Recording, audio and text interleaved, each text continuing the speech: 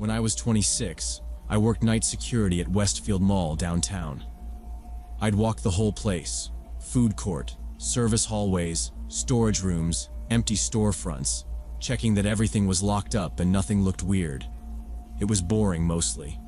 Quiet, which I liked. A few times I had to chase off teenagers trying to film YouTube stunts or break dancers thinking they were slick after closing. Once I found a homeless guy sleeping behind the Taco Bell counter. But that was about as exciting as it got. I'd done the job for 8 months without any real trouble. My car had been in the shop for 3 weeks. Timing belt or some other nonsense I didn't have money for right then. So I was biking to work each night. The route cut through a rough part of the city. Lots of warehouses, chain-link fences, and those wide, empty streets that always look abandoned even during the day. At night, they were dead silent. A few flickering streetlights. Sometimes I'd see a guy pushing a shopping cart or standing around like he was waiting for something that never came. I kept my head down and just pedaled. Nothing ever happened, so I didn't think much of it. Tuesday night, I showed up like always at 9:30, took the keys from the guy on the day shift, signed the log, then started my walk. I had a set path: North End first, past the escalators and department stores, loop through the food court, then hit the electronics stores and back exit doors. Everything was normal for the first hour. I checked the loading docks, found a janitor mopping near the movie theater, nodded to him, then kept moving. Around 11:10, I passed Radio Shack and noticed the side door wasn't latched properly. That was weird. We had a protocol for that. I tapped on the glass, pushed it open a bit, and heard rustling from inside.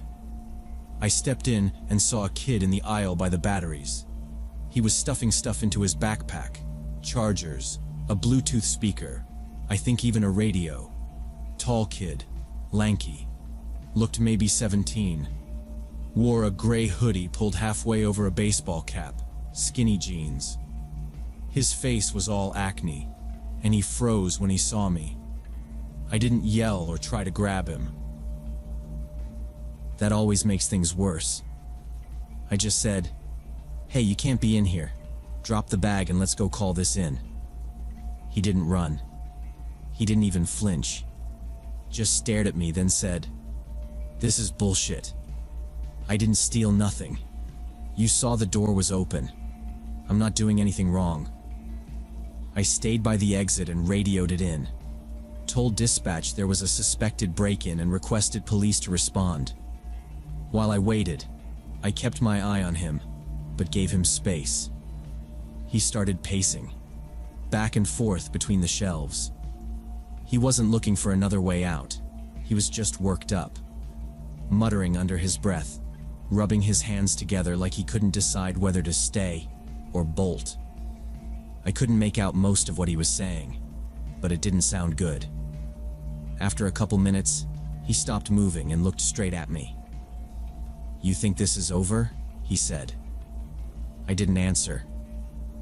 "I know where people like you live. I know how you get home."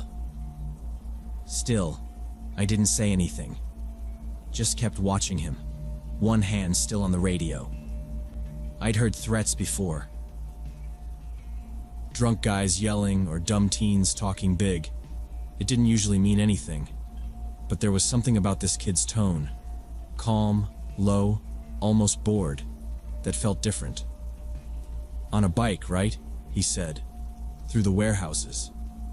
That made me freeze. I hadn't told anyone at work about the route I took. Nobody cared how I got there, but he said it like he'd seen me. "You ride past the fence with the white tags. You cut through that alley with the dumpster and the red door." I still didn't respond, didn't show anything on my face, just kept watching him, not moving. He didn't smile, didn't try to run, just stood there, staring, like he was already done with the conversation. I heard footsteps echoing in the corridor. Police were arriving. I didn't look away from the kid. "See you soon," he said. Then he dropped the backpack on the floor and sat down like it was all a joke. The cops cuffed him and walked him out without much trouble. I gave my report, signed their clipboard, then went back to finish my rounds. I checked the Radio Shack inventory log, locked the door properly, and made a note for the manager in the morning. The rest of the shift was quiet. I walked past the fountains, did the fire exit check, checked in with dispatch once more, and ended my shift just after 5 a.m. The sky was still dark, but turning gray at the edges.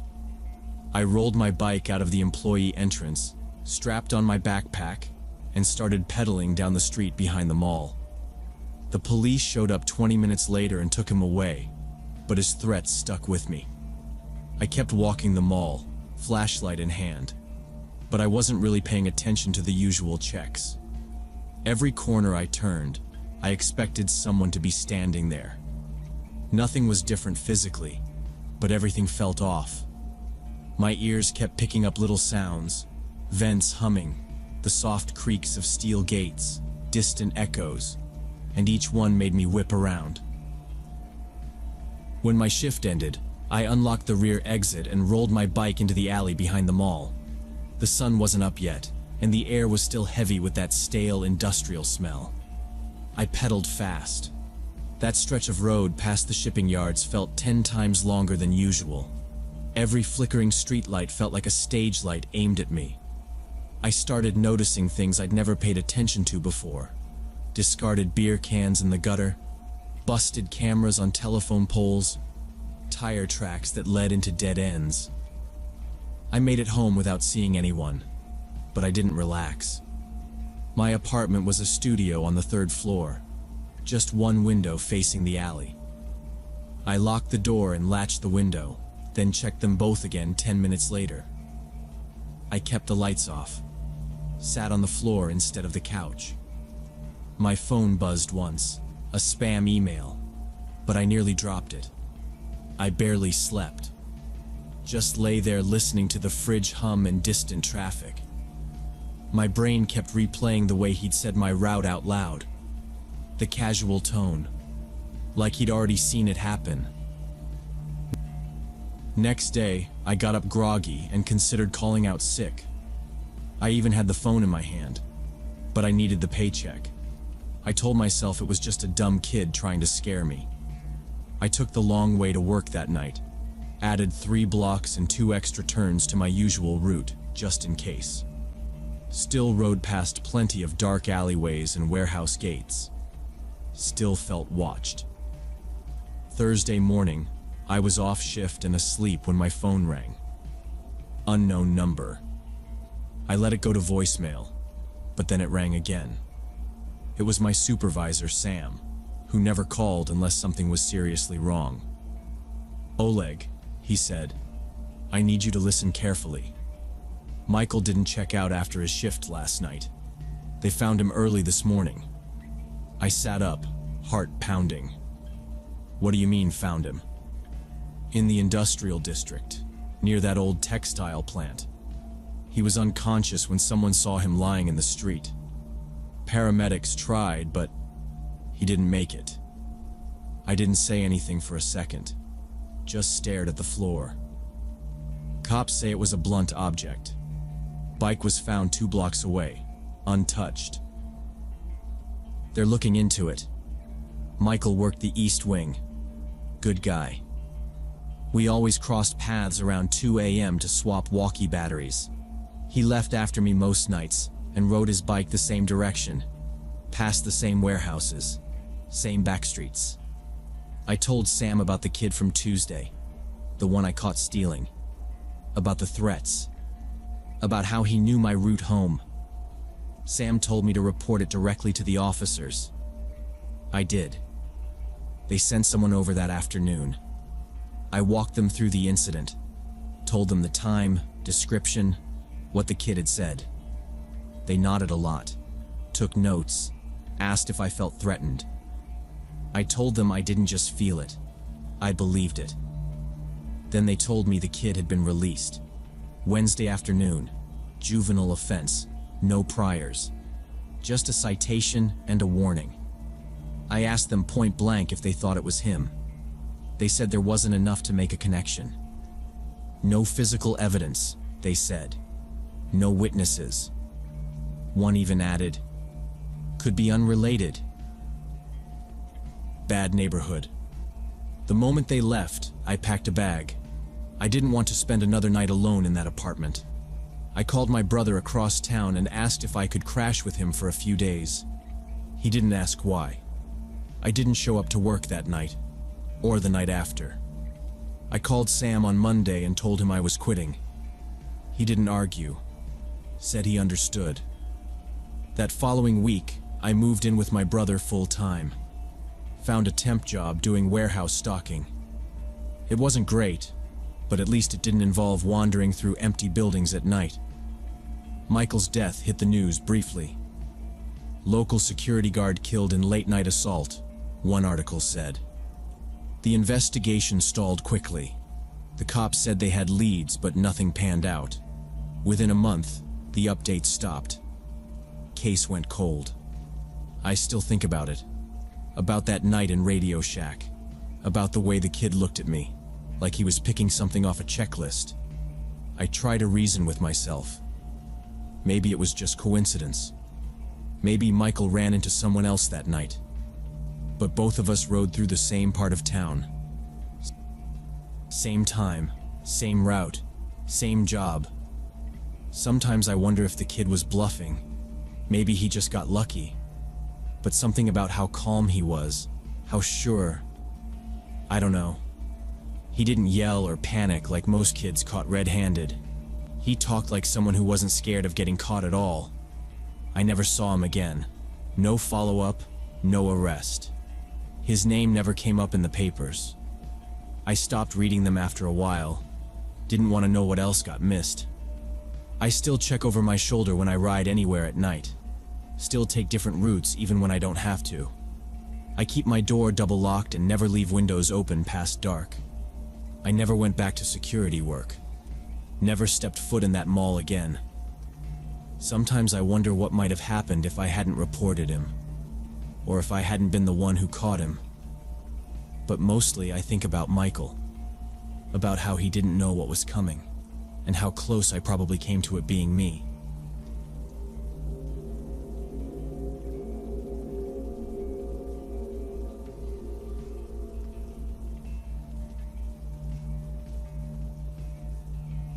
When I was 14, I spent most of that summer at my cousin Lucas's place. My parents were deep into their divorce and needed space, so I got sent to his house like a package they didn't want to deal with. Lucas was 16 and had just wiped out on his skateboard trying to grind a ledge outside a grocery store. Broke his ankle bad. He was on crutches for a week, and then gave up and just stayed parked on the couch with a full leg cast and a pile of fast food wrappers around him. His mom, Aunt Claire, worked as a nurse and had taken a ton of double shifts to cover the bills. She trusted us because we weren't little kids anymore, and Lucas couldn't exactly go out and cause trouble in his state. Most of the time, she left $20 on the kitchen counter, told us to order pizza or something, and didn't come back until past midnight. She'd sometimes crash at the hospital if she was too exhausted to drive home. The house was 2 stories, older, with creaky wooden floors and loose doorknobs. It smelled like damp laundry and something under the sink that had probably been leaking for a while. I brought my PlayStation over and set it up in the spare room upstairs. I'd play into the early morning hours, mostly horror or zombie games. The spare room had a twin bed, a narrow desk, and a busted mini fan that clacked when it rotated. The window looked out to the backyard and the neighbor's fence, and at night, the street light cast a pale yellow glow that barely reached the second floor. Lucas stayed on the couch in the living room with a TV on nearly 24/7. He watched a mix of sitcom reruns and cooking shows, rarely changing the channel. He'd pass out with the remote on his chest, a bottle of orange soda at his side, and a bag of chips sliding off his stomach. I brought him snacks when I went downstairs for water, and he'd grunt something like thanks or just wave me off. The first few nights were peaceful enough. I got used to the creaks and pops from the house settling. The bathroom pipes made this rattling sound when you turned the water off too fast. Sometimes the walls made a kind of low groan when the wind picked up. The first time I heard it, I paused my game and just listened. But after a while, I stopped noticing. I was about 5 days in when things started to feel strange. It was a Wednesday night, and the air was hot. The fan wasn't doing much. I had the lights off and was wearing headphones while playing a horror game with jump scares that didn't really get to me anymore. I'd gotten pretty numb to that kind of thing.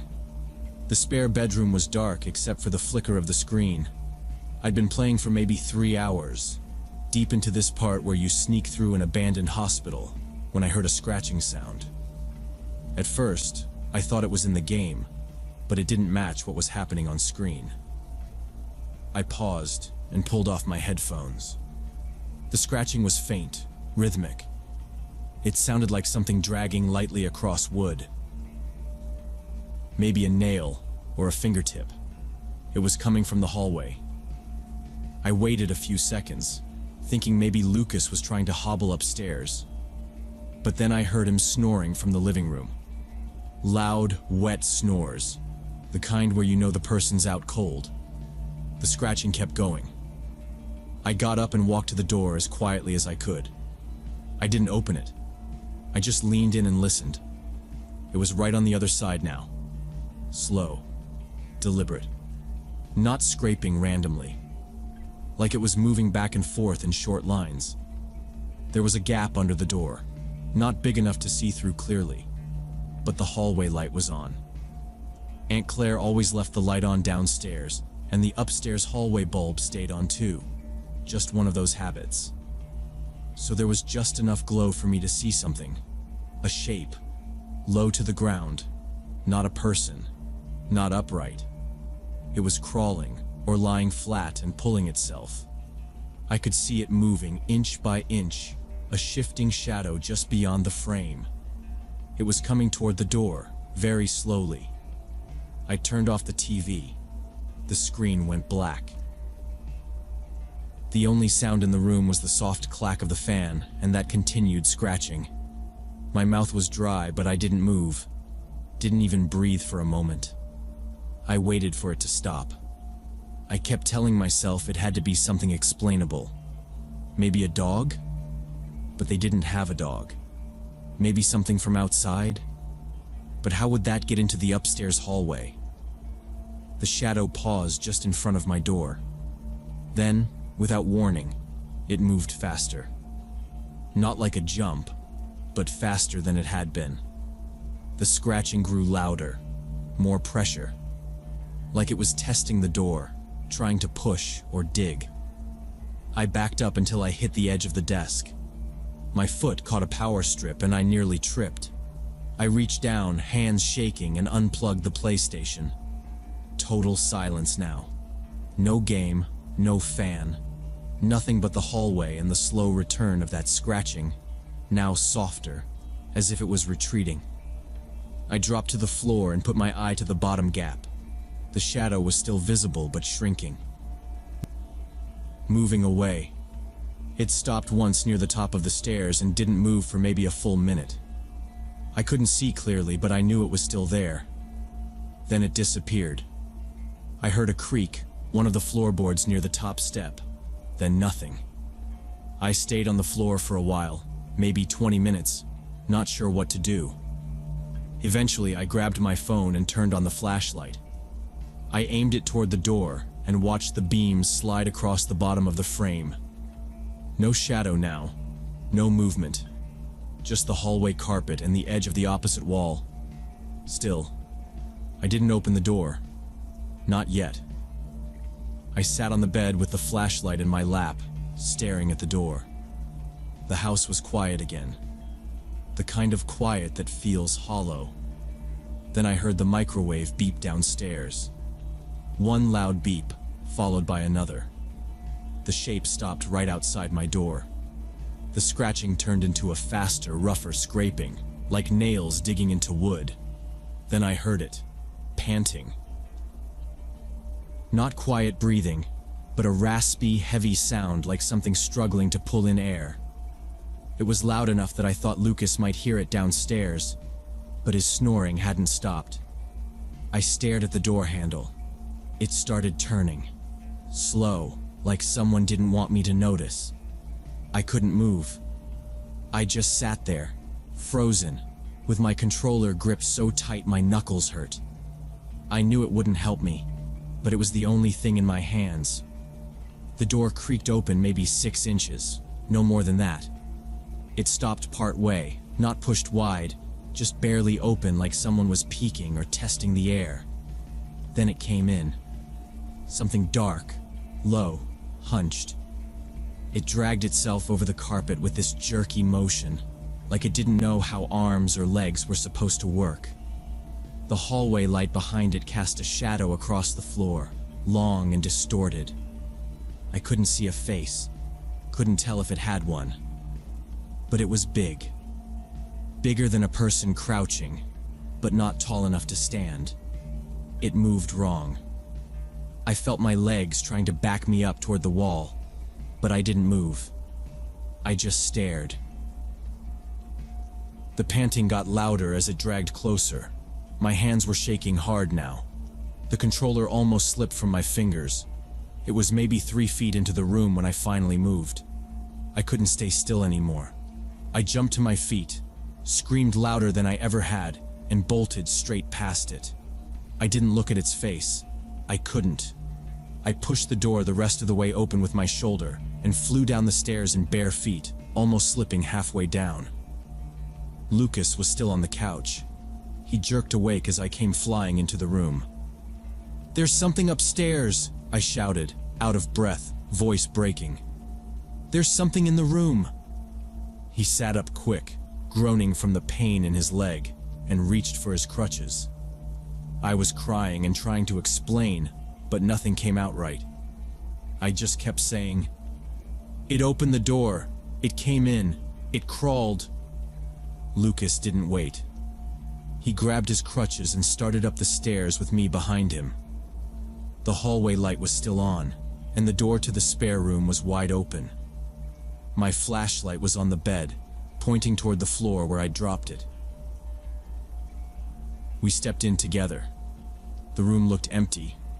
Nothing on the floor. The fan still clicked quietly in the corner. My PlayStation was unplugged. We looked around. Lucas went to the closet and opened it. Nothing there. He bent down slowly and looked under the bed. "There's the damn cat," he said. His tabby, Max, was curled up under the bed frame, pupils wide, ears low. He didn't come out, just stared at us. Lucas reached under, pulled him out, and held him up. "You freaked out over Max," he said. "I told you to keep the window shut." We both turned to look at the window. The screen was still in place, but it had been pushed out of alignment on one side. There was enough space for something small to squeeze through. The breeze coming in smelled like cut grass and car exhaust from the road. Lucas gave me this tired look and said, "He probably climbed up the trash bins and jumped in. He's done it before." I didn't argue. I wanted to, but I couldn't get the words out. Max meowed once, soft and normal. He didn't look scared anymore, just tired. Lucas handed him to me and hobbled back toward the stairs. But I couldn't stop thinking. That thing, whatever crawled into the room, was not the size of a cat, and cats don't breathe like that, or twist door handles slowly, like they're trying to stay quiet. The next day I locked the window shut and stuffed a towel under the crack in the door before bed. I didn't turn off the lights either.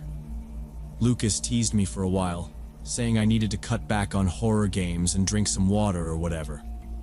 I laughed it off, but I stopped gaming late. Couldn't handle it.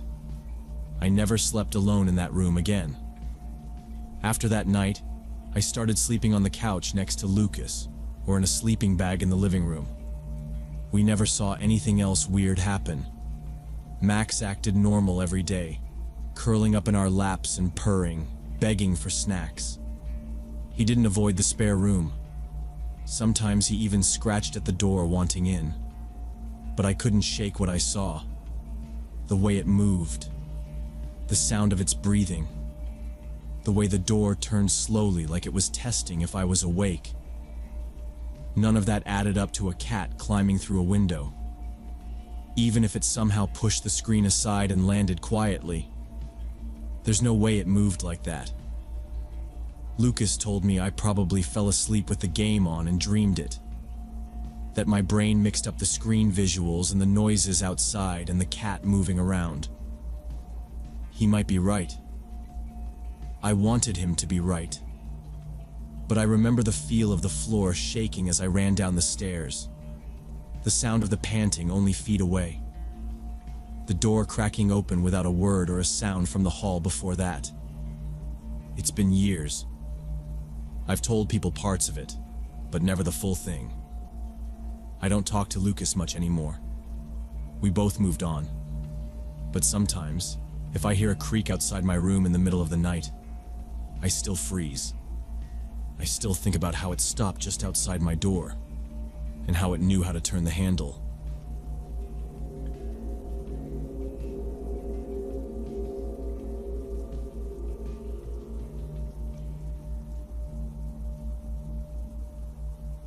Last spring, I was driving back from a client meeting in Riverside when I stopped at a Shell station off Route 15.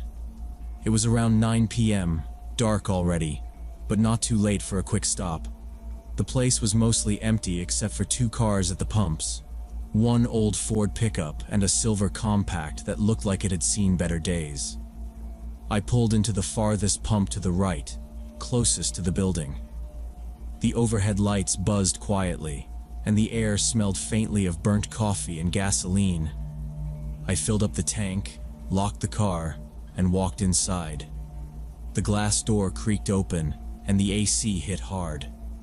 The guy behind the counter was probably in his late 50s, with greasy gray hair, reading some worn magazine that he didn't even lift his eyes from. I nodded out of habit, grabbed a lukewarm coffee from the machine and a small bag of chips. I paid cash, got no words from the attendant, and turned toward the bathroom at the back. The hallway smelled like cleaning fluid that didn't finish the job. The walls were a faded yellow with dark smudges near the corners. The fluorescent light outside the bathroom flickered constantly, buzzing just enough to get under your skin. Inside, the mirror was cracked at the top, and one of the 2 stall doors was missing a hinge, so it hung at an angle. I didn't think much of it. These highway stops are never nice. Just in and out. After using the toilet, I went to the sink. The soap dispenser was taped to the wall, and only a trickle came out when I pushed it. As I was washing my hands, I heard voices through the wall behind the sinks. There was a narrow utility door next to the mirror, maybe 6 feet to the left, labeled storage. That's where the sound was coming from. At first, I didn't think about it much. Just sounded like 2 guys talking low, like co-workers bitching about inventory or something. But the voices weren't casual. There was tension. One voice was sharp, kind of raspy. The other one deeper and slower. I caught part of what the deeper voice was saying, something about a guy named Rick. I remember hearing, "Rick still owes." Then the other guy said, "He's had long enough." I turned the water off slowly, trying not to make noise. I dried my hands with one of those cheap wall-mounted air dryers, which was already barely blowing. Over that noise, I caught more. The raspy guy said, 15 grand is 15 grand. If he had it, we'd have it." That made me pause. It wasn't just some random debt talk. It sounded serious. Then I heard the slow-voiced one again, lower now, but clearer because the dryer had stopped. "He's had 3 weeks. He's hiding, not stalling." I stood still. I didn't like how they were talking. Not shouting, but hard voices. Serious. I backed away from the sink a little and leaned toward the door to listen better. They were closer to the wall now. I couldn't hear everything, but I picked out enough. One of them mentioned tonight being the cutoff. He's not answering, not showing, so we go to his place. That's it. I took a step back. My shoes made a quiet scuff on the tile, and for a second I thought I heard them pause, but the conversation kept going. The deeper voice said, "We go at midnight. Take the back stairs. Neighbors gone Thursday nights. Nobody sees a thing." That's when I realized this wasn't some barbershop beef or dudes arguing over loan payments. These guys were planning something, maybe already committed. I didn't want them knowing I'd overheard anything. I eased toward the door, pushed it open just enough to slip out without letting the hinge creak too loud. The hallway was empty, and the flickering light made it feel slower than it was. I kept my steps even and quiet. When I got near the corner that opened into the store, I paused to listen. Nothing but the buzz of the ceiling lights and the quiet chime from the door when someone left. I looked around the corner, still just the attendant at the counter, flipping pages. I walked past like nothing happened, kept my eyes low. The guy behind the counter didn't look up. I stepped outside into the night. My car was the only one left. The Ford and the compact were both gone. That felt off too. Maybe they were the guys talking. Maybe not. Either way, I wasn't sticking around to ask. I got in and shut the door quietly. Didn't even start the car right away. I just sat there, glancing at the store windows, the shadows near the dumpster, the side of the building where the storage door might lead. I didn't see anyone, but I kept thinking I'd missed something. I reached over, locked my doors, then finally turned the key. Engine started normal, no issue, but my hand stayed on the shifter a second longer than it needed to. I backed out slow, headlights sweeping over the empty lot. As I pulled out onto Route 15, I checked the rearview mirror a few times. The gas station looked quiet. Too quiet. I drove north, not speeding but steady, trying to push the whole thing out of my head. A few minutes later, I saw a dark SUV pass me in the other direction, fast, almost reckless. No plates on the front, tinted windows. Didn't even slow for the curve. I heard footsteps outside the bathroom door, heavier than before, moving quickly. They stopped near the storage room. A new voice joined in, Rick. I knew it was him because he said, "Look, I'm here, all right. I didn't run." His voice shook a little, like he was trying to sound braver than he felt. One of the original men snapped back. "You said that last week." Rick replied fast, stumbling over his words, explaining something about a buyer backing out last minute. A delay, but promising the money next week. "Just 5 more days, I swear. I got a deal closing. It's solid this time." The deep voice cut him off. "We're past that. You've been stalling." Then the other guy jumped in.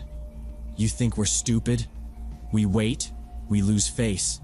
That's not how this works." Rick's tone dropped into panic. "I got kids. Please. Just a few more days, I'll double it. I'll get it. I swear on my life." I was still standing by the sink. I hadn't even dried my hands. Every sound in the hallway seemed louder now. A crack in the voice, a shoe dragging. The low murmur of threat behind every word. I looked at the door. If I walked out now, they'd see me. I couldn't tell how far they were from the bathroom, maybe only a few feet. My heart was thudding, but I reached into my jacket and pulled out my phone. I opened the keypad and started dialing 911. My finger hovered over the call button. I didn't press it yet. What would I say? 3 men talking about money? It wasn't illegal to owe someone cash. I didn't hear any threats. Not yet. Then the situation changed fast. A loud thud, like something knocking into metal, followed by Rick shouting, "Hey, get off! I'm not lying!" His voice broke into a scream. "Somebody help!" I froze. I didn't hear punches, but I heard the scuffling, shoes scraping the floor, something hitting the shelf or wall. Rick was struggling. I heard a box or crate crash, maybe from being knocked over. Then one of the men said coldly, "You should have paid when you had the chance." There was a pause. Then a sound I recognized instantly. A sharp metallic click. A slide being pulled back. A gun. Rick's voice cracked, almost a sob. "Please, I'll get it tomorrow. I swear on my kids, man. Just give me until Friday." I pressed the call button and put the phone to my mouth, whispering as low as I could. "There's a man with a gun at the Shell station off Route 15, storage room back of the building. I think someone's gonna get shot." The dispatcher asked for details. I was whispering, trying to keep it together. Then 2 gunshots exploded in the hallway. My ears rang. I dropped to the floor without thinking, tucked into the stall, heart hammering against the tile. A thud came right after. Rick wasn't speaking anymore. I stayed quiet, didn't move, didn't breathe. The deep voice spoke again, but now he sounded tense. "What the hell, man? You said scare him." "Yeah?" He was gonna talk. "You wanna risk prison?" "We could've waited. That's not how we do this. We're past waiting. It's done. Help me drag him." They were arguing. Not loud, but sharp. And then I heard one of them say, "What if someone heard?" The hallway went silent. I clutched the phone, didn't even know if the dispatcher was still on. I held my breath. "Check the bathrooms," the raspy one said. Footsteps, getting closer. I pushed the stall door shut as quietly as I could and locked it. Backed against the corner. My knees were tight to my chest. My phone screen was dim, but still on. I kept it close to my legs so it wouldn't glow. My mouth was dry. I couldn't hear anything except the squeak of a shoe and the slow creak of the door opening. It was quiet for too long. Then I heard one of them say, "Empty. Let's go." Sirens. Then nothing. I waited, counting the seconds. Then I heard them again, running this time. A door slammed. A second one. Car tires squealed out back. The sirens were getting louder. They weren't far now. I didn't move until I heard shouting outside. Real voices, not the ones from earlier. Radios, doors opening. Then a sharp knock on the bathroom door and someone called, "Sheriff's Department, anyone inside?" I came out with my hands up. 2 officers were there, guns drawn, pointing past me before they saw I wasn't armed. I just pointed at the storage door. They moved fast. Paramedics were already wheeling a stretcher in. They worked on Rick for 5 minutes in that dirty hallway. CPR, chest compressions. But I already knew. He never moved. His face was gray. He bled out before the ambulance even left. They questioned me for 2 hours at the scene. Then again, the next day. I gave the best descriptions I could. One guy had a black hoodie with a red stripe down the sleeve. The other wore a denim jacket and white sneakers. I told them about the SUV, no plates, tinted windows. The cameras at the gas station were busted, according to the owner. Had been for weeks. I checked the news the day after. Then every week for months. The detectives called a few times. Said they were working leads, but nothing ever came of it. Rick had 2 kids. I read that in the paper. Lived in San Bernardino. Used to be a mechanic. No known ties to anything shady, but he'd hit some hard times. Apparently tried flipping cars. Got in deep with the wrong people. That Shell station's still there. Same building, same faded walls. But I haven't driven that stretch since. It's been 7 years now. They never found the shooters. Case is open, but nobody expects anything. The file probably sits in a cabinet with 1,000 others. Just another name.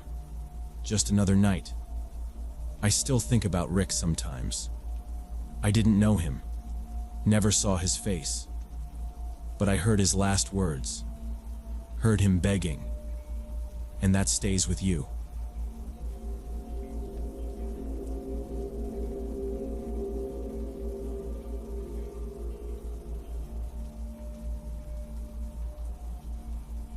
I was working night security at a 24-hour diner on the outskirts of Detroit when this whole thing started.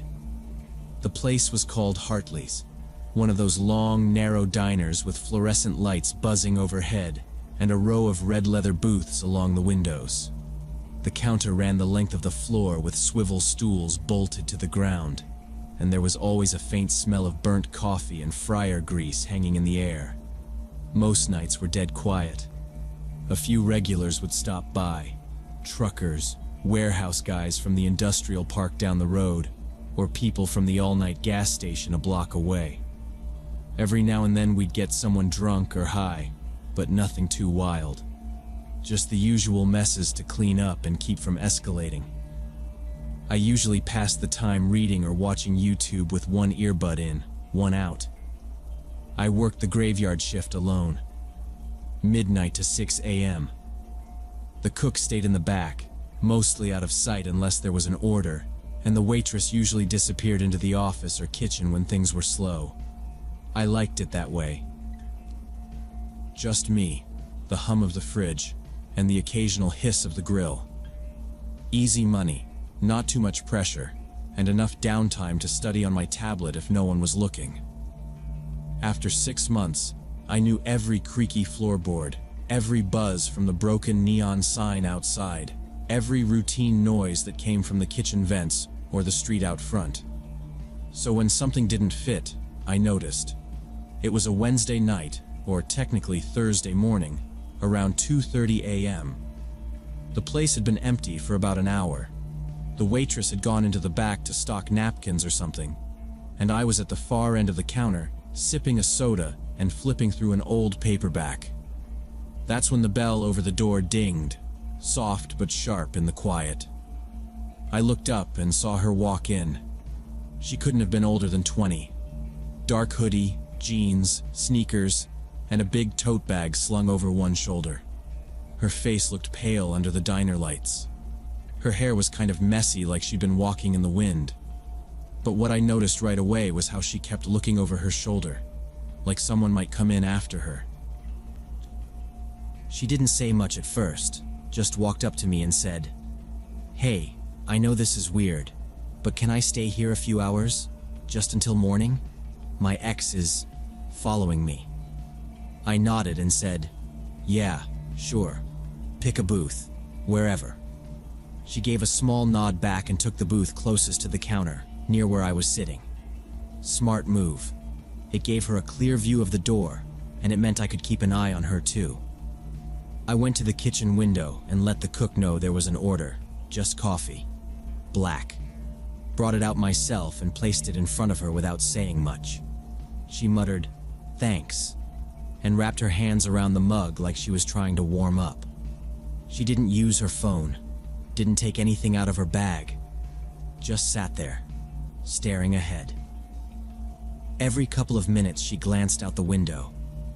The parking lot was empty except for a delivery van and my old Ford. It was quiet again for a few minutes. I went back to my spot at the end of the counter, pretending to read, but watching her in the door. At around 2:40, the bell rang again. This time, a man came in. Middle-aged, maybe mid-40s. Clean-shaven, gray windbreaker, dark jeans. He had a weird calmness about him, like someone who knew exactly where he was going. His eyes scanned the diner quick before he made his way to the last booth in the corner, opposite side of the girl, near the window. He sat down, waited for the waitress, then ordered a burger and a Coke. She brought the Coke, told him the grill was backed up and it'd be a few minutes. But he didn't seem hungry. He didn't even unwrap the burger when it came out later. He just sat there sipping his drink, looking around now and then. Not in a casual way. His eyes kept drifting back to the girl. Not staring, just checking. Like he was trying to act like he wasn't watching her, but he absolutely was. I noticed she'd stopped glancing out the window. Now she was looking down at the table, not touching her coffee anymore. Her shoulders were hunched up and tight. I moved a little closer to her side of the counter, made it look like I was cleaning something, The man in the corner shifted in his seat. Didn't say anything. Just sat there like he had all the time in the world. The girl didn't say anything either. She just reached into her bag and pulled out her phone. I heard the click of her taking a picture. Quick, subtle. She didn't raise the phone high, just low by her coffee cup, snapped it without aiming. Then she slid it back into her hoodie pocket. The guy in the corner moved again, this time leaning forward like he was getting ready to stand. I stepped out from behind the counter. Not fast, just calm. Walked over to the soda machine near her booth. From there, I had a clear view of both of them. I didn't say anything, didn't want to spook anyone, just waited. The man stayed seated, drank more Coke, still hadn't touched the burger. The girl kept still, her eyes fixed on the tabletop. I saw her thumb moving in her pocket, probably texting. Her leg was bouncing under the table now, fast and jittery. After maybe 5 minutes, I went back behind the counter. The guy looked over at me once, just once, and gave the smallest nod. Not friendly, just a nod. Then he went back to staring at his drink. The guy had been sitting there for almost an hour now, still hadn't touched his burger. The bun looked cold and soggy under the fluorescent lights, and his Coke was almost empty. Every time the girl moved, adjusted in her seat, reached for her coffee, shifted her phone, his eyes tracked her. Not in a curious way. Focused, like someone watching for a signal. She stood up after a while and headed toward the restroom. The moment she turned the corner, he picked up his phone and started tapping fast. I couldn't see the screen from where I was, but he was intense about it. One hand held the phone, the other rested near the small notebook he had open on the table. He'd been writing in it now and then. Looked like a small leather journal, not something most people carry around casually. That detail started to bother me. I moved around the dining area, wiping tables close to where he sat. Kept one eye on him while pretending not to. He didn't look up, just kept scrolling, typing, writing a line or two, then pausing. When the girl came back from the restroom, her expression had changed. She looked more alert now, more afraid. Her eyes flicked toward him quick, then to me. She didn't sit down right away, like she was thinking twice. Then she slid back into her booth, pulled her coffee closer, and wrapped her fingers around the cup again. But she didn't drink. She kept adjusting in her seat, pulled her phone out, stared at the screen without unlocking it. She was fidgeting non-stop. I could tell she was trying not to panic. I walked over, leaned slightly toward her booth, kept my voice low. "Everything okay?" She hesitated, then leaned toward me a little. "He looks familiar," she whispered. "I don't think that's my ex, but I've seen him before. I just can't remember where." I nodded once. "You want me to call someone?" She didn't answer that, just shook her head slightly and looked back at her coffee. I stood there for another second, then walked slowly toward the counter, keeping my eyes on the guy. He was flipping through a few pages in that notebook now, slowly, like he was reviewing something. Another 15 minutes passed. No one else came in. The girl got up again, said nothing this time, just went toward the restroom a second time. I looked over at the man. His head lifted, followed her with his eyes. Then he stood up. He moved fast, not running, but with purpose. He turned toward the back hallway that led to the restrooms and the rear exit. That's when it all clicked. I dropped the rag I was holding and went around the counter, moving quick but not shouting. I didn't want to tip him off too early. I heard her scream before I even got to the hallway. Sharp, not too loud, but scared.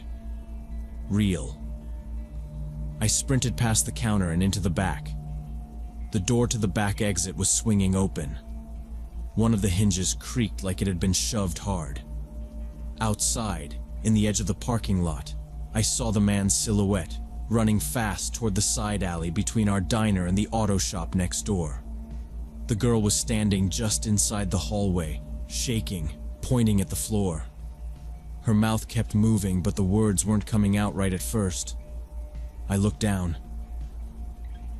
A kitchen knife was lying there, blade catching the light. It was one of ours, definitely from the diner's set. I'd seen it on the prep station before. Must have taken it when no one was looking. He knew my name, she finally got out. He said my name. He knew where I lived, what time I go to work, what bus I take. He said I made it hard for him when I moved. She was crying now, but still trying to talk. He said he'd been watching for weeks. I got her to sit down on the floor, away from the knife. I told her not to move, not to touch anything. Pulled my phone out and dialed 911, gave them the address, told them it was urgent, possible attempted assault. I kept checking on her while I talked, made sure she wasn't bleeding or anything. She looked shaken, but physically okay.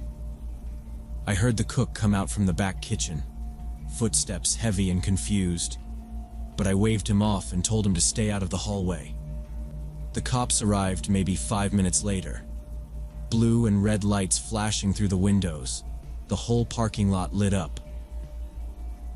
They came in fast but calm, asked for statements. I told them what I'd seen, gave a full description of the guy, showed them the direction he ran. One of the officers started reviewing the diner's cameras, asked about access to the back exit. Another officer found the notebook still on the guy's booth table. I watched as he flipped through it and his face went tight. No emotion, just focus. He called something in on his radio, short and quick. Then he showed me a few pages. It was all about the girl. Names, schedules, places, her workplace address, her building's front door code, license plate number. There were photos too, printed and glued into the notebook. Pictures of her walking to work, getting on a bus, shopping at the grocery store across from the diner. The officer said it was extensive, methodical. Weeks of tracking her, maybe longer. It was all neat, labeled, page numbered. They kept the girl at the diner until a detective arrived. I stayed too, answered more questions, filled out a report. By the time they were done, the sun was just starting to come up over the freeway. Traffic picked up a little. Life just kept going. They caught the guy 2 days later. Found him at an apartment complex about 10 miles from the diner. He had more notebooks, more photos, even a spare set of license plates. Looked like he'd been watching more than just her, like maybe she was the one he picked after narrowing it down. That whole week felt off after that. Every customer looked a little different to me. I kept checking corners, windows, exits. I still do. I don't think I'll ever go back to ignoring that gut feeling. Because that night, something bad almost happened. And the only reason it didn't was because someone finally noticed.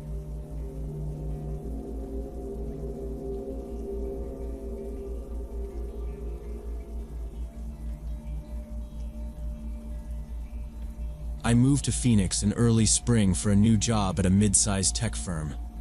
I'd only visited the city once before, so I didn't know the neighborhoods well. I figured I'd get something temporary while I scoped out the area and found a permanent place. The rental I found was through a website that mostly had short-term and corporate listings. This one was in a plain-looking building downtown, beige stucco exterior, nothing special. The listing said month to month, utilities included, and the photos showed a basic one-bedroom with a small kitchen and some old furniture, but it looked clean. I called the landlord and he picked up right away, spoke clearly, answered my questions. His name was Tom. Sounded like a guy in his late 50s. Said he lived in town and could meet me the next morning to hand over the keys. When I got there, he was already waiting in the lobby. Tall, slightly overweight, gray shirt tucked into jeans. He walked me through the basics: mailboxes, trash chute, parking instructions, and took me up to the 3rd floor. The building had an elevator, but the hallway was narrow and dim, with flickering overhead lights. My unit was the last one on the left, corner spot with windows looking out over a courtyard with dead grass and one plastic bench. The apartment smelled faintly like bleach, but everything looked tidy. Tom gave me the rundown on the appliances, said the stove was old but worked, and told me the Wi-Fi info was on a paper by the fridge. He handed over the keys, told me to text him if anything broke, and left. I unpacked the few things I'd brought in 2 suitcases and started making a list of places to visit over the weekend. I was supposed to start working remotely the following Monday. The first day passed quietly. The walls were thin, but the neighbors must have worked daytime shifts like Tom said, because I didn't hear much of anything until the evening. Around 8 or 9, I heard a woman laughing somewhere on the floor, a door slamming, then silence. I didn't think much of it. I ate some leftovers, watched a movie, went to bed early. Around midnight, I woke up because my phone buzzed, just an email. And as I tried falling back asleep, I thought I heard something from the unit next door. It sounded like something heavy dragging on the floor. Not loud, just a low scraping sound. I figured maybe the neighbor was moving a couch or something. It stopped after a minute, and I went back to sleep. The next morning was normal. I made coffee, opened my laptop, went through some onboarding materials. Around lunch, I went downstairs to walk around the block and found a small grocery store nearby. When I got back, I passed a guy in the hallway, maybe mid-30s, beard, jeans, earbuds in. He nodded as he walked past me but didn't say anything. I wasn't sure if he lived on my floor or was just visiting someone. That evening, around 10 p.m., the sound started again. This time it was clearer. A dragging sound. Then a few dull thuds like someone dropping something heavy. Then what sounded like hammering. 1, 2, 3 sharp bangs. Then silence. 5 minutes later, another bang. I paused my movie and listened. The noises were irregular but kept coming, always muffled. I stood near the wall and tried to figure out exactly where it was coming from. It had to be the apartment to my right, the only one on that side. The hammering went on for almost an hour, sometimes stopping for 10 or 15 minutes, then starting again. I checked the time. It was 11:23 p.m. I went into the bathroom to wash up, and when I came out, the noise had stopped. I figured maybe they were doing some late-night DIY or installing shelves. Annoying, but not the worst thing. The next morning, I stopped by the building office, a small room on the first floor with an old desk and a corkboard full of faded flyers. A guy in a polo shirt was sitting behind the desk eating yogurt. I asked him if there were any renovation projects going on in 3C, the unit next to mine. He checked a clipboard and nodded. "Yeah," he said. "Guy's doing some remodeling. Shouldn't last long. Sorry about the noise." I said it was fine. Just wanted to make sure it wasn't something more serious. He waved it off and went back to his yogurt. That night, it started again. Exactly 10 p.m. First a dragging noise, like furniture scraping across linoleum. Then a series of dull knocks, spaced unevenly, followed by short hammering bursts. At one point, something metallic fell and clanged hard enough to make the wall vibrate. I put in earplugs, turned up the white noise machine I'd brought with me, and tried to ignore it. But even with the plugs, I could still hear some of the sharper bangs. They continued past midnight. For the rest of that week, the same pattern repeated every night. Around 10 p.m., the sounds would start. Always the same types: dragging, thumping, occasional hammering. Sometimes there'd be a pause of 20 or 30 minutes. Then it would resume. One night I heard a distinct scraping against the shared wall, as if something hard was being pushed along it. I walked over and placed my palm against the drywall. It vibrated faintly. I checked the clock. 11:42. I stood there for another minute, then gave up and went back to bed. On Friday, I came back from picking up takeout and saw the door to 3C was slightly open.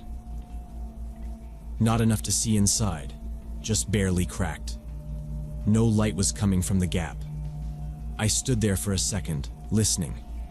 It was quiet. I didn't want to be that nosy neighbor, so I walked past it, unlocked my door, and went inside. A minute later, I peeked through the peephole. The hallway was empty. The door was now shut. On the fourth day, I was checking my mailbox around noon when a man I hadn't seen before came around the corner. He looked mid-50s, wearing cargo shorts and a faded polo, holding a small white envelope in one hand. He smiled as he approached, said, "You must be the new guy in 3B." I nodded and said, "Yeah, just moved in." He introduced himself as Alan, said he lived next door in 3C. That stopped me for a second. I wasn't expecting the neighbor to be so normal looking. I expected someone younger maybe, based on the noise levels. He kept talking, asking where I moved from, what brought me to Phoenix, all the typical small talk. At first he seemed polite enough, said he'd been in the building for almost 10 years. But then he asked how long I was planning to stay. I said just temporarily, maybe a month. Then he asked if I was working from home or if I left during the day. I gave a vague answer, just said my schedule changed depending on work. His eyes didn't blink much. I could feel him watching me too closely. He asked if I'd checked out the gym on the first floor, said it was usually empty late at night. I told him I hadn't and probably wouldn't have time. I started pulling my mail out of the box just to end the conversation. I said I needed to get back to some work stuff and walked toward the elevator. I could feel him still standing behind me, like he was waiting to see if I'd look back. I didn't. Back in my apartment, I locked the door and pulled the blinds tighter. That evening around 10:15, the hammering sounds started again. They were sharper, louder, more aggressive. It was like someone hitting the wall with a wrench. I moved to the far side of the apartment just to get away from the noise. I could feel the vibrations through the floor. The next morning, I noticed scratches around the keyhole on my door. Not normal wear. These were thin scrapes, like someone had tried to wedge something in. I crouched down and spotted a bent paperclip near the threshold. It looked freshly twisted, like it had been used and dropped. My stomach clenched. I checked the peephole, then looked through the side window toward the hallway, but no one was around. I locked everything again and went straight down to the front desk. The security room was small, more of a closet with a monitor and some cables. The woman working said the hallway camera on my floor had been down since the night before. "Maintenance issue," she said, not even sounding concerned. I asked her how often it happens, and she said the whole system was old and unreliable. I filled out a report anyway, and asked them to escalate getting it repaired. As I was signing the form, she casually mentioned that the guy in 3C had asked questions last week about when people move in and out, whether tenants worked from home. She said he was just curious, but I could tell she thought it was weird too. That pretty much did it for me.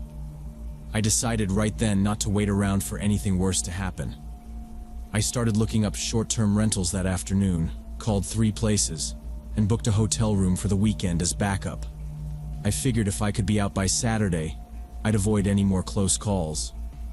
I still had 2 days left, but I was keeping my door double locked and slept with the bat next to me on the floor. That night, I went to bed early, but woke up at 2:06 a.m. to the sound of soft footsteps in the hallway outside. Not fast walking. Slow, careful pacing. Then a pause. Then the sound of my door handle being turned. Very gently, like whoever it was didn't want to make noise. I sat up immediately and grabbed the bat.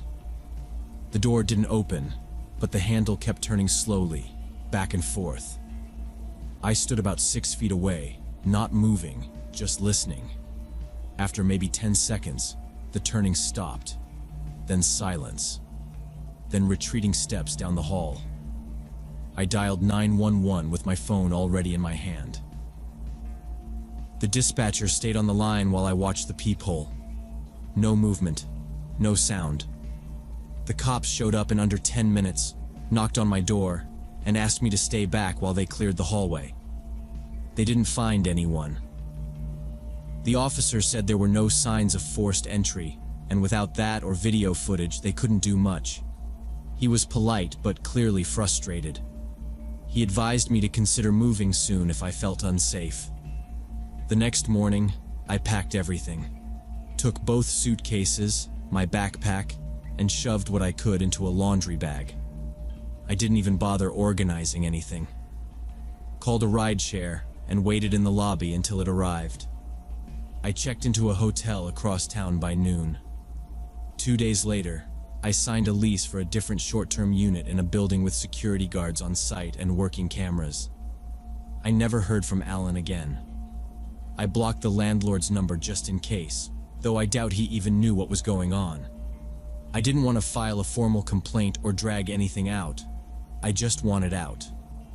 Whatever that guy in 3C was planning, I didn't wait to find out.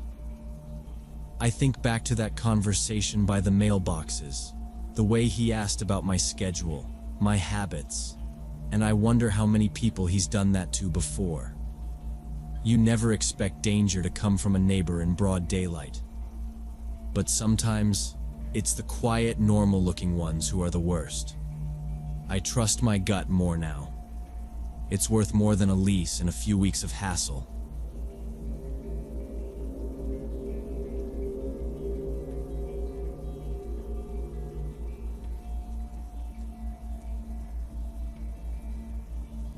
We hit the road a little after 2 p.m., later than we planned, but still with enough time to make it to the campground before sunset. Emily tossed her backpack in the back seat, double-checked that we had the tent poles this time. Last trip we forgot them, and climbed in with a sigh. I started the car and pulled out of the college lot, merging onto the highway about 10 minutes later. For the first hour, things felt almost too perfect. Sunny skies, not much traffic, and just the right playlist. Emily talked most of the time, rambling about her psych professor who, apparently, had a thing for sharing crime scene photos in class. I half listened, mostly focusing on the road. The route was familiar. Long stretches of interstate, a couple of rest stops, then those steep mountain roads that twist like crazy. We'd done it 3 times before. No surprises. At the 2-hour mark, we were maybe halfway there. I noticed a gray Jeep in my rearview mirror. It was maybe 3 or 4 car lengths behind us, keeping pace. Didn't think much of it. Just another car on the road. But then he suddenly pulled over to the shoulder without signaling. I glanced again a few minutes later, and he was back behind us. Then he slowed down, dropped out of sight for a while, then showed up again. Weird pattern. Emily pointed it out. "That Jeep again?" she said, shifting in her seat and craning her neck to look behind us. "Yeah," I said, not taking my eyes off the road. "Keeps pulling over." We passed a gas station just before the turnoff to the state highway. I considered stopping for a coffee, but didn't feel like losing daylight. The Jeep pulled in there. I figured that was the end of it. 10 minutes later, it was behind us again. Emily laughed a little. "Okay, that's getting creepy. Maybe he's just lost." Maybe. I kept driving, but started checking the rearview mirror more often. The Jeep would hang back, then accelerate like it was trying to catch up, then slow way down again. Once he passed us, then pulled off to the shoulder just a mile later. The next time we passed him, I got a better look. Middle-aged guy, probably mid-40s, wore a baseball cap, sunglasses, beard. He was out of the car, looking at one of his tires. Hood was up too. It looked like he was checking something, but not in any hurry. He didn't look our way as we went by, but Emily leaned toward her window.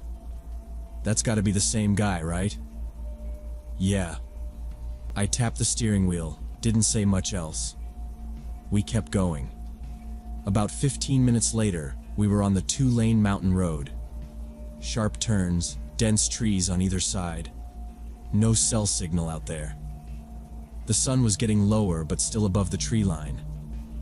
I felt a little better thinking the Jeep was gone for good now. But just as we crested a hill, I checked the mirror again and saw it. Same gray Jeep. 2 cars behind us now. He must have taken the same turnoff. I tried to convince myself it was a coincidence. People camp in these mountains all the time. There were barely any cars around. Once in a while, one passed going the other way, but no one was sticking with us. The Jeep stayed back for a while, then closed the distance until he was right behind us again. "Okay, this is getting too weird," Emily said. "Can we pull over somewhere?" "Let him pass?" "There's nowhere to pull over, just trees and ditches." A few miles later, we hit a turnout, one of those gravel patches on the side meant for slow vehicles. I pulled in and slowed way down. The Jeep followed. He didn't pass. He stopped right behind us, kept his engine running. Emily whispered, "What the hell is he doing?" I didn't answer. I waited. 30 seconds. 1 minute. Then I slowly pulled out again. He stayed put for a second, then followed. Now I felt it in my gut. Something was wrong. I didn't say anything, but I rolled my window up and locked the doors. "Okay," Emily said quietly. "We're not being paranoid anymore." The campground turnoff was coming up in 10 minutes. I tried to think if there was anywhere we could stop that had people around. There wasn't. Just this narrow road, forest on both sides, and the Jeep. Always the Jeep. The sun was almost touching the trees now. Shadows stretched across the road. I kept checking the mirror, and he was always there. Same distance. Never closer, never further. Just behind us. Like he was waiting. At one point we passed a ranger station, but it looked closed. No cars out front, no lights. I almost stopped anyway, but didn't like the idea of getting out of the car. We took a sharp curve and lost sight of him for a few seconds. I sped up a little, hoping to put some distance between us. But a minute later, he was back in view. Emily reached for her phone, but there was no signal. She tried anyway. No bars. Nothing. We were maybe 5 minutes from the campground entrance when he pulled into the other lane and started speeding up. At first, I thought he was finally going to pass us, but he didn't. He stayed beside us for a few seconds. I looked over. Couldn't see much. Windows tinted, hard to make out his face. Then he slowed back down and tucked in behind us again. We didn't say anything after that. We reached the turn for the dirt road that led to the campground. I slowed, flicked on the signal, made the turn. So did he. Once we turned onto the dirt road, it felt like we'd officially entered the middle of nowhere. The trees closed in tighter, and the light dropped fast. I flipped on the headlights even though it wasn't fully dark yet. The gravel crunched loud under the tires, and I could see dust kicking up behind us in the rear view, along with the unmistakable shape of that Jeep still trailing us. He was closer now, not tailgating, but not keeping a respectful distance either. At every bend, he gained just a little. Emily was holding her phone like it might magically connect if she stared at it long enough. She gave up and shoved it in her lap. "He's not going away," she muttered. Then we saw a rusted blue pickup coming down the road toward us. It was old, boxy, headlights yellowed with age. I slowed, thinking it would pass, but instead it veered into a wide turn, tires skidding a little on the gravel, and ended up facing the same direction as us. It pulled in behind the Jeep without hesitation. Neither of them had plates we could clearly read. The Jeep's was dirty, barely legible, and the pickup's was hanging crooked, partly obscured by mud. A few seconds later, the pickup flashed its high beams. The Jeep answered with a short brake tap. Then both stayed at a consistent distance behind us, less than 50 feet separating the three of us. We drove for another minute in silence, just the crunch of gravel and the rattle of gear in the back seat. Emily leaned over and whispered, "They're signaling." I nodded. We didn't know what it meant, but it wasn't normal. Then the Jeep pulled out wide to the left, like it wanted to pass again. There wasn't enough room. The shoulder was loose dirt and jagged rock, and there were trees right up to the road. But the Jeep kept pace with us anyway, driving just outside the lane, bumping up and down. The pickup closed in behind. No hesitation now. I tried slowing, but the truck got so close I could see its cracked windshield and a pack of cigarettes on the dash. I sped up again, forced to match the Jeep's side-by-side speed. The road was tightening, winding with sharper curves. There wasn't space for two vehicles next to each other anymore. The Jeep dropped back behind us, slipping in front of the pickup. Then the pickup flashed its lights again. They were testing us. I could feel it, speeding up, falling back, watching how we'd react. Emily gripped the dash. "This isn't random. They're planning something." I kept driving, knuckles tight on the wheel, eyes flicking between the road and the mirrors. My heart was racing, but I stayed focused. One mistake here, one slip off the road, and that'd be it. No guardrails, just forest and drop-offs. Another mile passed and the pattern continued. Then, out of nowhere, the Jeep accelerated hard and pulled up alongside us again. This time he stayed there, right at my window. We were barely inches apart. Emily reached for my arm, voice shaky. "He's trying to push us." The pickup slammed forward, tapping our bumper. Not hard, but enough to send a jolt through the car. I swerved slightly left to avoid the Jeep. There was no shoulder on that side, just the other lane, but it was empty for the moment. The Jeep drifted toward us again, edging closer like it wanted to guide us right off the road. Emily screamed, "Brake!" I couldn't. The pickup was still riding our rear, way too close. Any sudden stop and we'd be crushed between them. We hit a curve and I took it fast, tires sliding just a bit. The Jeep backed off but stayed nearby. The pickup surged again, keeping pressure. I didn't have time to think about anything beyond the next second. Emily was crying now, but quiet, controlled. "They've done this before. Look how smooth they are." The Jeep pulled in front of us and slowed. Now we were boxed. Jeep ahead, pickup behind, nowhere to go. They kept their positions tight. No openings. My eyes darted left and right. Still trees. Still nothing but brush and slope. Then the Jeep drifted right. I saw the edge of the drop, just beyond the narrow strip of road. He kept shifting in, like he wanted me to follow or slip. "They're hurting us," I said. Emily nodded quickly. "We have to get out of this box. Somehow." I backed off the Jeep's bumper a few feet, just enough to give myself a window. Then I punched the gas hard and jerked the wheel left, darting into the oncoming lane. Nothing was coming, for now. I passed the Jeep in a second and swerved back into my lane. Tires skidded. Gravel sprayed. Emily hit her head on the side window but stayed upright. The Jeep hesitated, then turned sharply onto a narrow path leading deeper into the forest. But the pickup didn't follow. He was still on us. He accelerated even more, trying to make up the space I'd gained. We were tearing through the last stretch of mountain road, barely holding the line around corners. Then we rounded a bend, and there it was. A green and white Forest Service truck, parked half on the road, half on the shoulder. I slammed the brakes. The pickup behind us did too. Hard. Wheels locking and dirt flying. For a second I thought he was going to hit us anyway.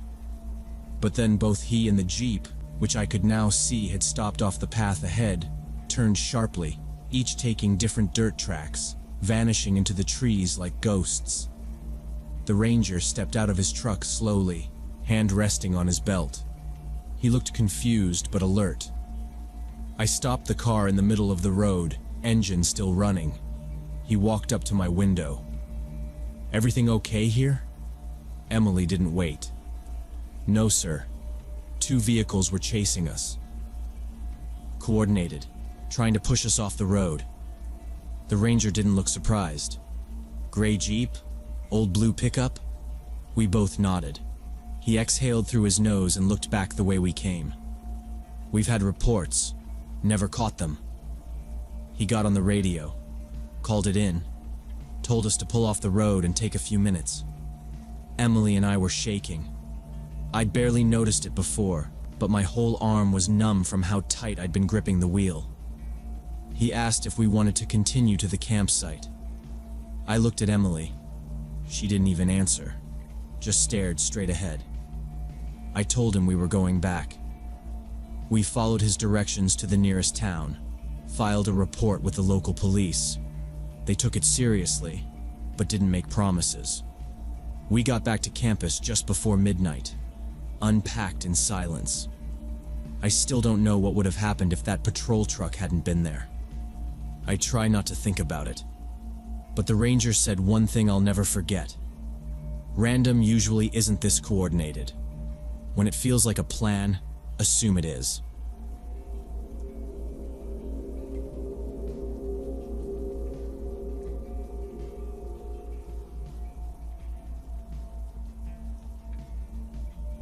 So when I was 28, I decided to take a solo camping trip to Crystal Lake in Oregon to clear my head after a messy breakup.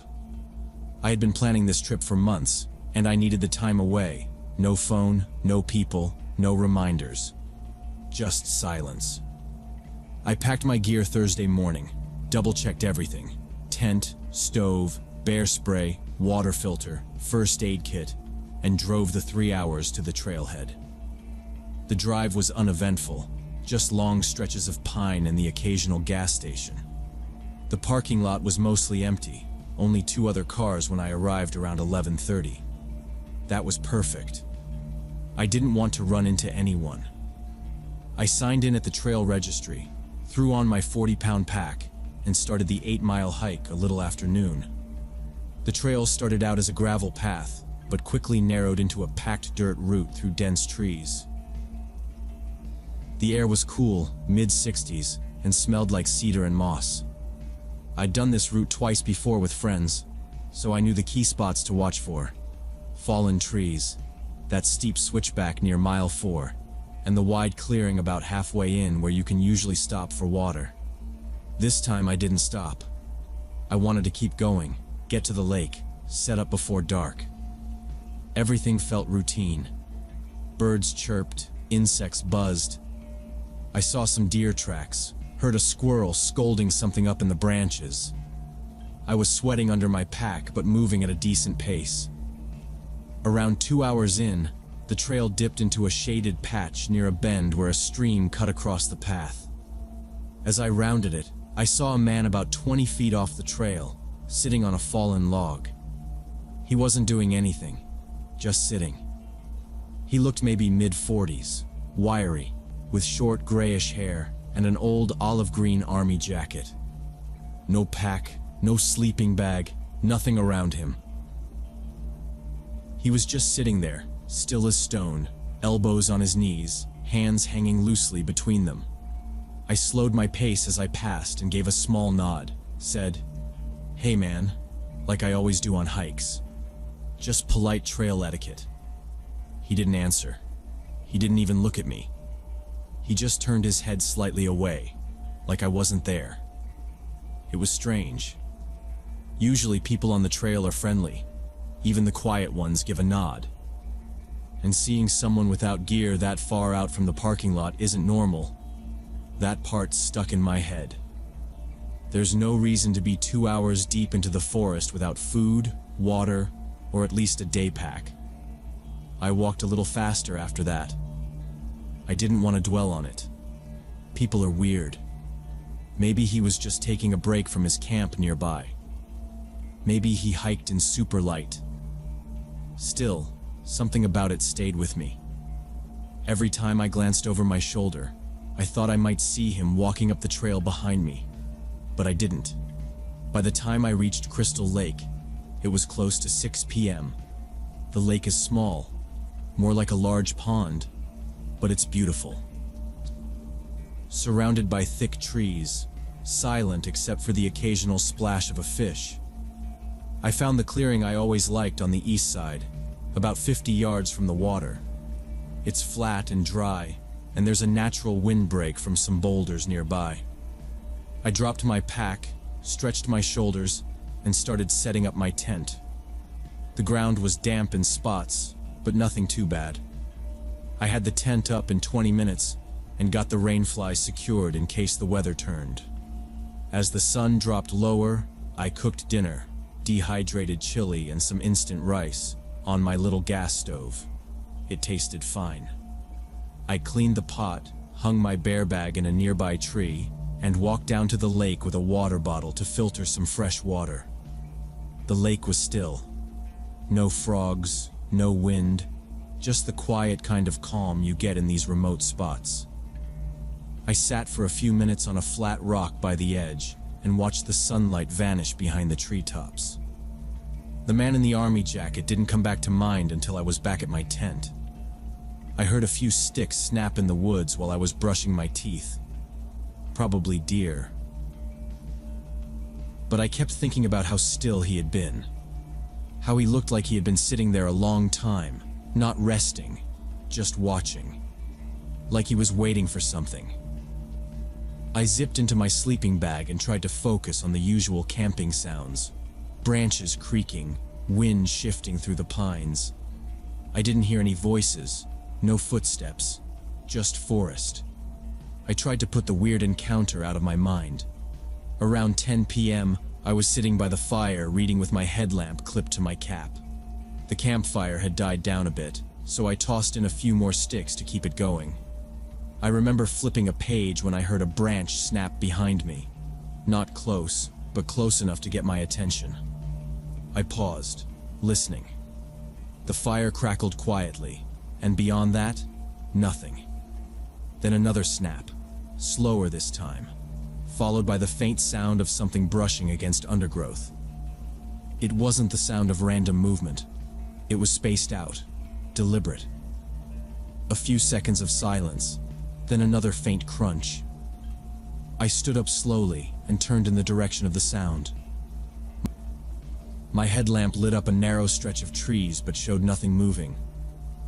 I stayed still for a few minutes, scanning. No eyeshine, no animal sounds. Just that eerie stillness you get sometimes at night when everything suddenly shuts up. The crickets had stopped. No breeze, no nightbirds. Just that deep silence pressing in. I told myself it was probably a raccoon, maybe a deer, but something about the way the noises were spaced out made my skin crawl. Too slow, too calculated. I kept the headlamp on and did a slow walk around my campsite. Nothing looked disturbed. The bear bag was still hanging. The tent was untouched. I circled the fire once more and sat back down with the book in my lap, but I couldn't focus. I kept flicking my eyes toward the tree line, waiting for something to show. Nothing did. But that feeling didn't leave. It felt like I wasn't alone out there. Like something was just out of range, watching and waiting. By 11:30 the fire was low again, and I was debating whether to crawl into my tent and try to sleep. Then I heard the snapping again. Louder this time. Closer. No question now. Someone was out there, not an animal. I stood fast and aimed my headlamp into the woods. This time I didn't just scan. I aimed directly where I thought the sound came from. My beam swept across a large pine, and then stopped. He was there. Same man. Same army jacket. Standing perfectly still behind the tree, but not fully hidden. Just behind the edge like he wanted to be seen. Maybe 30 yards out. His face looked paler in the light. I could see his eyes fixed on me. He didn't flinch or move. Just watched. I froze. We stared at each other, both completely still except my heart pounding so hard I could hear it in my ears. I shouted, "What do you want?" But he didn't answer. He didn't even react. Just kept staring like a damn statue. That was it. I wasn't waiting to see what he planned to do. This wasn't a misunderstanding. No one acts like that unless something's wrong. Normal hikers don't follow strangers to campsites and lurk in the trees for hours. I knew I had to move. Fast. I spun around, grabbed my pack, and stuffed the essentials. Sleeping bag, food bag, water filter. Left the tent standing, stove still out. I didn't care anymore. My fingers shook while I cinched the top closed. Headlamp still on, I looked back once. The tree was still lit. He was still there, watching. I didn't say another word. I turned and started walking, then jogging, back toward the trail. The forest looked completely different in the dark. Shadows moved with every step. The headlamp only lit a few feet ahead, so I kept my eyes on the dirt path and moved fast, heart still racing. I'd hiked the route before, but never like this. Roots tripped me up a few times. I scraped my hand on a sharp rock when I caught myself from falling. I didn't stop. Every few minutes I looked back. I never saw him following, but that didn't mean he wasn't there. It felt like he was. Every sound made me twitch. After an hour or so, my legs were aching, but I couldn't slow down. I kept checking behind me, half expecting to see a figure stepping into the beam of my light. But there was nothing. Just the path, the dark woods, and that silence again. Even the animals seemed to know something wasn't right. By the time I saw the faint shape of the trailhead sign, it was nearly 4 a.m. I was exhausted, my shirt soaked through, calves burning. But I didn't stop until I hit the gravel lot and saw my car. There were no other vehicles now, just mine under a thin layer of pine needles. I threw my pack in the back seat, jumped in, and locked the doors. I didn't even brush off. I started the engine and peeled out without looking back once. I drove straight through the night and got home just before sunrise, still wired, hands stiff on the wheel. I didn't sleep. I sat in my living room with all the lights on, just listening to the quiet. The next day, I called the park ranger office and told them everything. Location, time, description of the guy. The woman on the phone was calm, but firm. She said, "You're not the first to report something like that. We've had similar calls from solo campers. We've stepped up patrols, but we haven't been able to find him." I asked if they'd found any signs, campsites, gear, anything. She said no, nothing left behind. Just sightings and stories like mine. I never went back to Crystal Lake. I never even thought about retrieving the tent or stove. They're still probably out there, unless someone else found them. I still camp, but never alone anymore. And I always listen to that first feeling, that off sense that tells you something doesn't add up. Because it doesn't take much out there. Just one person with bad intentions and too much space to hide in.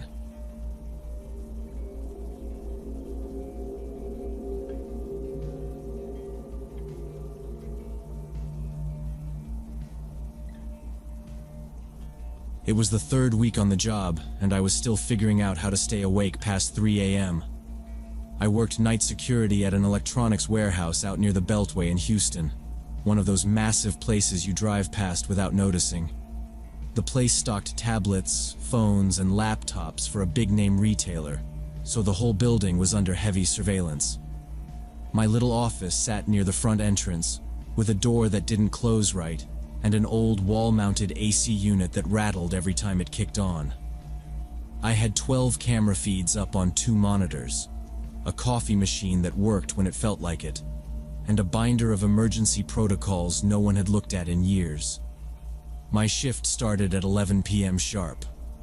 The guy from the evening shift, Marlon, usually just nodded at me, clocked out, and left without much talk. Can't blame him. Most nights the place was dead quiet. I did hourly patrols, walking the same path. Front office, main floor, loading dock, then back. There was always this echo to the warehouse that made your footsteps sound like someone else was walking behind you. I got used to it, or told myself I did. The lights were motion sensor in most areas, so they'd snap on ahead of you as you walked, lighting up one section of those metal shelves at a time. Just long rows stacked with sealed cardboard boxes and shrink-wrapped pallets. After the first week, I started bringing a thermos of coffee and a Bluetooth speaker to keep my mind from drifting too much. That night started the same as all the others. By midnight, I'd done my first round, logged the status in the system, and gone back to watching the monitors. Nothing moved except a moth or two buzzing near the motion lights outside. I leaned back in the office chair and scrolled on my phone. Around 1:15 a.m., I went for my second round. Everything was in place. I passed the fire exit by the southeast corner, still chained, still padlocked. The receiving bay was empty except for one forklift and a few taped-up crates that had been sitting there since Friday. I paused to listen, like I always did. Sometimes you hear raccoons outside. Once, I caught a stray cat that had slipped in through a gap in the siding near the ventilation unit. But this time, nothing. I got back to the office, microwaved a sad cup of instant noodles, and flipped through the camera feeds again. The place looked like a ghost town, as usual. I figured I'd kill time until my 3 a.m. sweep. But around 2:30 a.m., something changed. I was halfway through a game on my phone when I heard it. Glass shattering. Loud, close, and clean, like a window had taken a direct hit. I froze. It came from the direction of the loading dock. I stared at the monitors. All 12 feeds were showing what looked like normal. No movement, no sound. I toggled through the angles again, focusing on the west side near the dock doors, but saw nothing out of place. My first thought was a bird. Maybe something slammed into one of the high windows near the ceiling, but that didn't make sense. It was too dark, and this sound had weight, like a brick or a pipe. Not fluttering wings. I stood up, grabbed my flashlight from the desk drawer, and clipped the radio onto my belt. My hand hovered near the wall light switch, but I left the lights off. Something didn't sit right. Before I could step out, I heard something else. Voices. Footsteps. Not close, but moving. Slow, echoing, like someone trying not to be heard. I backed into the office and shut the door as quietly as I could. No luck. I crouched behind the desk and grabbed the radio. It took a second to get to the right channel. The static kicked in loud, made me flinch. I adjusted the volume and held the button down. "This is Houston Secure Post 18. Possible break-in." I heard glass and voices near the dock. "Request immediate assistance. Police response. I'm at front office, staying put." I let go and listened. The reply didn't come right away. Just static. I pressed again. Repeat. "Possible break-in at warehouse 8142 Southwest Industrial. Security guard on site requesting police." Still nothing but hissing white noise. The radio worked fine during tests. I'd never had to use it for a real emergency before. I tried again, softer this time, just in case someone was already close. "Dispatch, come in. I'm behind the front desk. They're inside the building." I stayed crouched, keeping my body low and flashlight off. I could still hear movement. Footsteps heavier now. 2, maybe 3 people. Something scraped against metal. A shelf, maybe. A box being dragged. Then a sharp clanging sound like someone dropped something heavy. Then quiet again. I reached up and pulled the chair to block the bottom of the door. It wouldn't do much, but it made me feel less exposed. My heart was pounding, but I kept still. I could hear them moving again. Slower now. Like they were checking rows one by one. I couldn't see anything from where I was. No cameras pointed directly into the office. I reached for the small panel beside the desk and killed the office lights. The monitors dimmed slightly, but the outside feeds still showed empty aisles. Nothing on Cam 9, which usually caught the back half of the warehouse. Nothing on Cam 4 either, which had a partial angle on the dock. But then Cam 5 flickered. For half a second, just a blur. A shape moving across the far end of the warehouse. Too far to make out details, but tall. Hooded maybe. Then gone. I flipped back. Nothing there. I kept cycling the feeds. Then I heard something different. A door creaking. Closer. Probably the side entrance near the employee break room. That one had a sensor light just outside, and I saw it flicker on in the corner of Cam 7. They were inside. Multiple people. Organized. Not just some dumb kids breaking glass for fun. I waited, still behind the desk, and tried the radio again. This time, I spoke barely above a whisper. "This is Warehouse 8142. They're inside. Repeat, they are inside." Just static. I set the radio down and reached for my phone. No signal. 1 bar maybe, but nothing loading. I turned the ringer off and kept it in my hand. My flashlight was still off. I didn't move. Then I heard one of them speak. Not loud, but clear. "Check the front. Quick, grab the big ones." I pulled my knees tighter in. The sound of boots stepping faster now, coming this way. I could hear at least 3 different voices moving through the warehouse, all speaking low and fast like they were used to doing this. They weren't whispering, but they weren't being loud either. Just enough to communicate without attracting too much attention. The words weren't totally clear at first, but the sound of footsteps and wheels on concrete echoed through the space. It was organized, focused. They weren't panicking or wasting time. I crouched lower and peered through the small slit in the office blinds. Flashlights were cutting through the darkness, moving across the aisles one by one. The beams didn't wave around.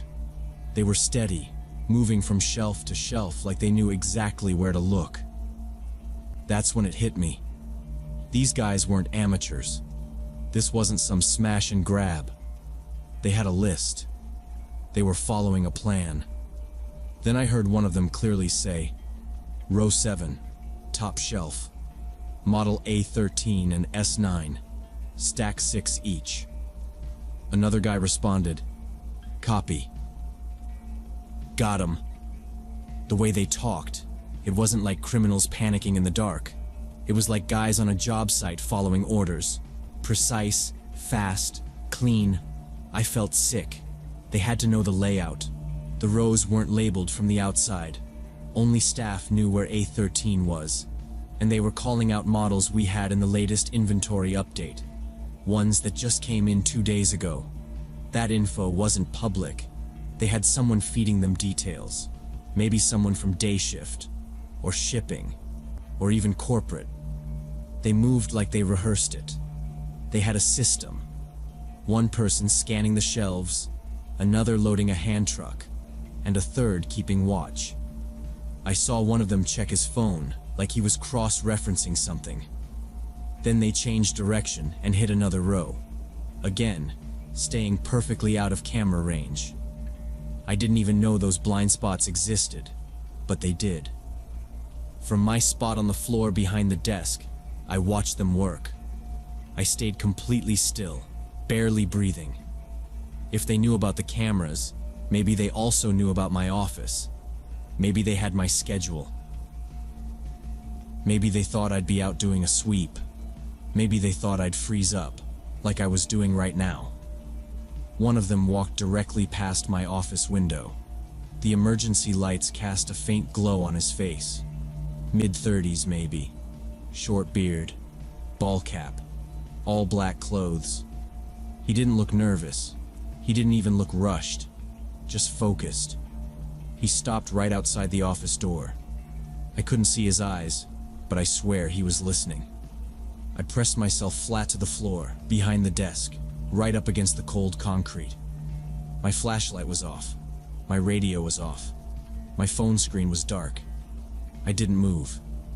He stood there for at least 10 seconds, just standing, breathing.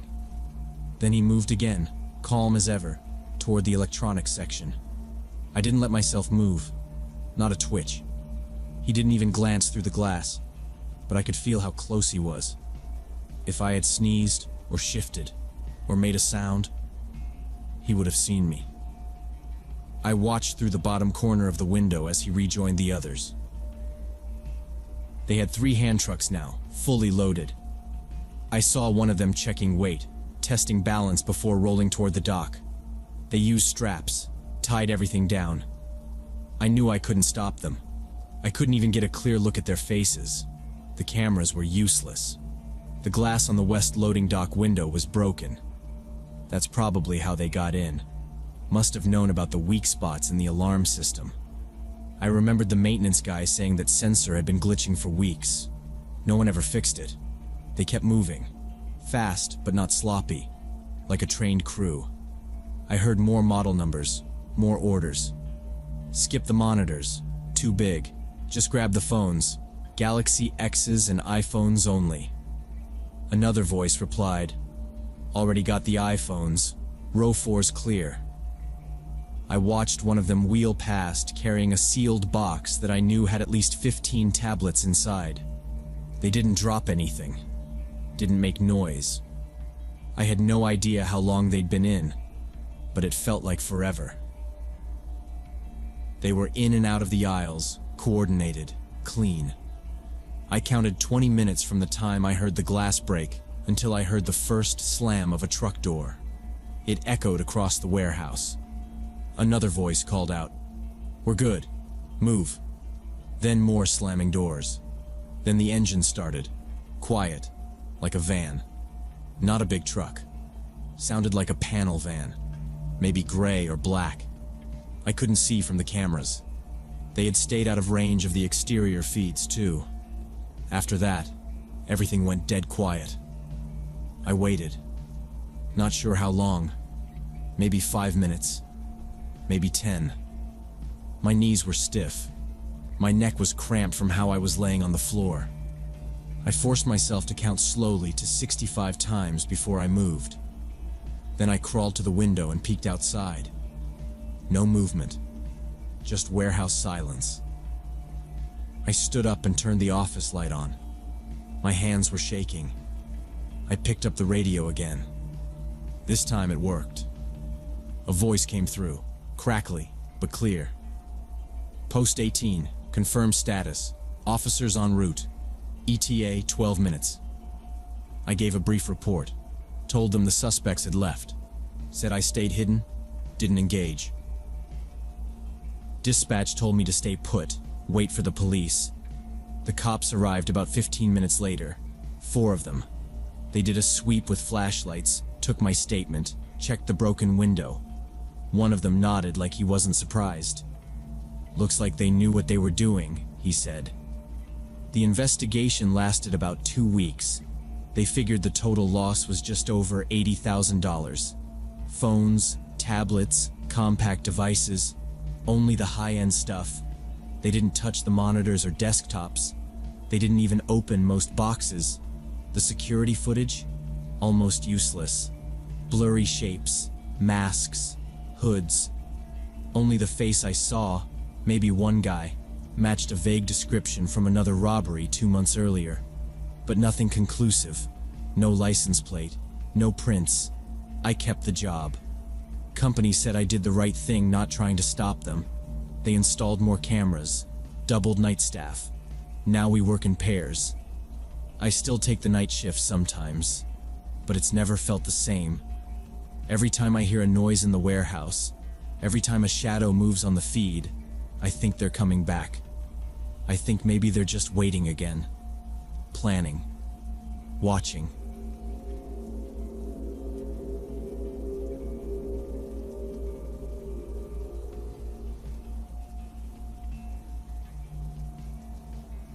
I was 20, a junior at UT Austin, living on the east side but making regular treks across town to see my friend Sarah. She lived in a student-heavy part of South Austin, just off South Lamar, and we'd hang out a lot, mostly studying or watching reruns of The Office. That Thursday in October was normal. We were cramming for her chem exam, barely looking at the clock. When I finally packed up my backpack and checked the time, it was 10:57 p.m. I swore under my breath.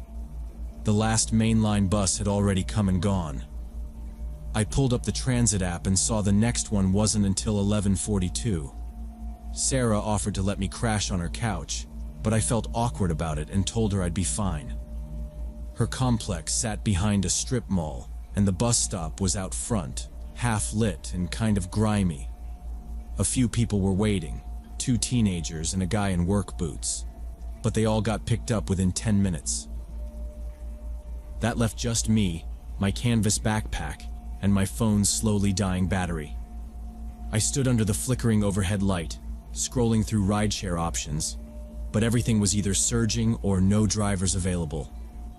It was one of those rare, cold Texas nights, and I pulled my hoodie tighter, shifting my weight from foot to foot. I heard footsteps on the gravel behind me, coming from the parking lot. Not fast, not loud, just steady. When I turned, I saw a man walking toward me, mid-30s, maybe a bit older. Jeans, blue zip-up jacket, black sneakers. He wasn't tall, maybe 5'9" or so, but he was built solid. Not out of shape, but not lean either. He looked like someone you'd see working construction or unloading pallets at a grocery store. He didn't hesitate. He came straight up to me and smiled. "Hey, you waiting on the bus?" His tone was too casual. No greeting, no pretense of walking by. Just right up to me and talking like we were mid-conversation.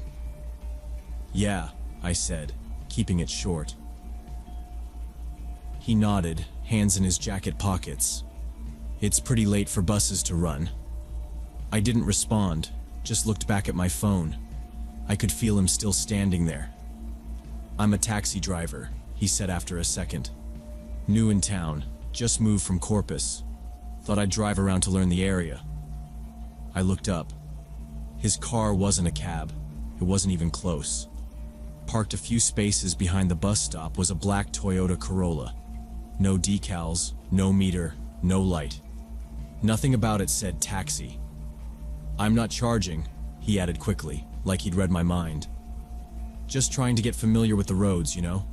You need a ride somewhere?" I shook my head. "Nah, I'm good. Bus'll be here soon." "Are you sure?" "I'm serious. Totally free. I don't mind." I stepped slightly away from him. "No thanks." He stayed there. Didn't move, didn't turn back toward his car. "I mean, you probably don't want to be out here alone this late," he said, voice a little lower now. "It's not the safest area." My fingers tightened around my phone. The way he said it wasn't threatening, but it also didn't sound like advice. It felt like a warning. "I'm fine," I repeated. "Really." He didn't back off. Instead, he took a small step forward, like closing the distance would make his offer more convincing. I could smell faint cologne, mixed with something else. Sweat, maybe. It made my stomach tighten. "I can take you wherever," he said. "North Campus? Riverside? Doesn't matter. I'll just drop you off and head out." I moved another step back and turned slightly, putting more space between us. The parking lot behind him was dark. The store nearby was already closed. The only open place was a 24-hour laundromat across the street. "I don't get why you'd turn down a free ride," he muttered, mostly to himself. I looked toward his car again, still just sitting there. All dark. No dashboard lights, no engine running. Just parked and quiet. He tried again, a little sharper now. "You live far?" I said nothing. "I'm not some creep," he added, shrugging. "I'm trying to be nice here." That was when I noticed his hands. They were out of his pockets now, hanging loose, but his fingers were twitching a little. Not a lot, just barely, but I could see it. The kind of shake you don't get from cold. His breath wasn't visible either. He wasn't shivering. It was something else. His face was still wearing that polite expression, but it was getting harder to believe. His eyes flicked to my backpack, then to the street behind me. "You got pepper spray or something?" he asked suddenly, and I froze. His voice was different now, flatter. "What?" "I'm just saying, you should carry some kind of protection. Never know who's out here." "I'm fine," I said, louder this time. I took another step back, now nearly at the bench. He looked down at the ground, then glanced over his shoulder toward his car. He rubbed his palms together once and said, "All right, your call." But he didn't leave. He didn't walk away. He just stood there, watching me. Silent. When the bus finally showed up, its headlights cut through the dark like a spotlight, and I climbed on without even waiting for the doors to fully open. I didn't look back as I moved up the steps. I told the driver my stop near the university and found a seat right behind him, close to the front. I kept my backpack in my lap, still gripping my phone, even though it was down to 8% battery. As we pulled out of the stop, I glanced out the window. The man was walking back toward a car parked under a dead streetlight. A black sedan, no plates on the front, all tinted windows. He wasn't hurrying, just moving casually, hands still in his pockets like nothing had happened. The bus turned left onto Barton Springs, and I tried to shake it off, chalk it up to a weird interaction. I was still watching through the rear window when the sedan rolled out from the curb and turned the same direction we had. It stayed back. Not close, not obvious. But every turn we made, it was there, holding distance, never passing. About 50 yards behind, no headlights for a while, then they flicked on. I stared through the back glass, tracking it. After 3 more turns, it was still following. I wasn't the only one who noticed either. A couple of passengers sitting farther back started murmuring, pointing out the window. One guy stood and leaned to look out the back. "Hey, this car's been on our tail for a while," he said, voice low but carrying. The driver glanced at the side mirror. "Which car?" "Black sedan, no front plate. Been behind us since South Lamar." The driver frowned, tapped his turn signal, and made a right onto a side street. We looped around a bit, made some non-standard turns. The car kept following, always maintaining distance. No traffic behind it. Just that one vehicle, silent and steady. "Anybody know what this is about?" the driver asked, looking through the mirror. I didn't want to, but I raised my hand slightly. He came up to me at the stop, said he was a taxi driver, tried to get me in his car. The driver's face changed immediately. He gave a tight nod. "All right. We're going to the station." He keyed the intercom and addressed the rest of the bus. "Change of plan, folks. We're making an unscheduled stop at the downtown police station. Stay calm." Nobody argued. The mood had shifted. Every pair of eyes was now focused on that car outside, which was still holding position behind us like it belonged there. We headed toward the heart of the city. Streetlights got brighter, traffic picked up, but that car never disappeared from the mirror. We made our way through Congress Avenue, passing empty storefronts and quiet sidewalks. I stayed glued to the window, tracking the sedan's every move. It slowed when we slowed. It turned when we turned. Not once did it pull beside us or drift off, like it was waiting. I leaned toward the driver. "Please don't drop me at my stop. If he sees where I live, He nodded again. I got you. Finally, the blue sign of the police station came into view, lit up, busy even at midnight. The bus pulled into the loading zone directly in front of the entrance. I turned back to look. The sedan had slowed a block behind us, stopped by a fire hydrant, still idling. The man was behind the wheel, staring straight at the bus. Is that him? The driver asked. I nodded. Yeah, that's him. We didn't move. No one got off.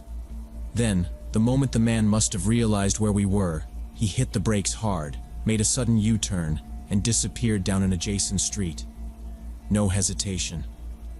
I waited another few minutes, still seated. The driver kept the doors open, watching the street. Finally, I stepped off the bus and walked into the station. The desk sergeant looked up, confused by my urgency, but waved me forward when he saw the other passengers still watching from the windows. I gave him everything. The man's description, what he said, the interaction, the car. Luckily, one of the passengers in the back had managed to snap a photo of the license plate before the sedan sped off. They texted it to the officer right there. He wrote everything down. No interruptions, no disbelief. He asked if I wanted to make a formal report. I said yes. 2 days later, I got a call from the department. The officer on the line told me the black sedan had been reported stolen 3 days before I saw it. It wasn't registered to the man I described. They'd traced the owner. It had been taken from a grocery store parking lot on the other side of town. More disturbing, though, was what came next. I wasn't the only one. The officer told me they'd received 2 other complaints in the past week. Young women, same general age, same setup, bus stops, late at night, alone. Each time, the man had offered a free ride, claimed to be new, always in a different car. Same general description, different neighborhoods. No violence, no contact, but each report followed the same pattern. They hadn't caught him. No matches in the system, no solid ID. Just vague sightings and overlapping descriptions. The officer advised me to switch up my routes, vary my travel times. Be careful. Always let someone know where I was going. After that, I stopped taking late buses. I started coordinating rides with classmates, walking in groups when possible. I even bought a small personal alarm and kept it on my keychain. It didn't matter that he never touched me. The whole thing left a mark. There was no doubt in my mind that if I had accepted that free ride, I wouldn't have made it home. I still think about it sometimes. What would have happened if I got in that car? What was waiting for me in that dark sedan with no license plates? People always expect danger to look like violence. Loud, aggressive, obvious. But this wasn't that. He smiled. He acted helpful. He didn't raise his voice once. That's what made it worse.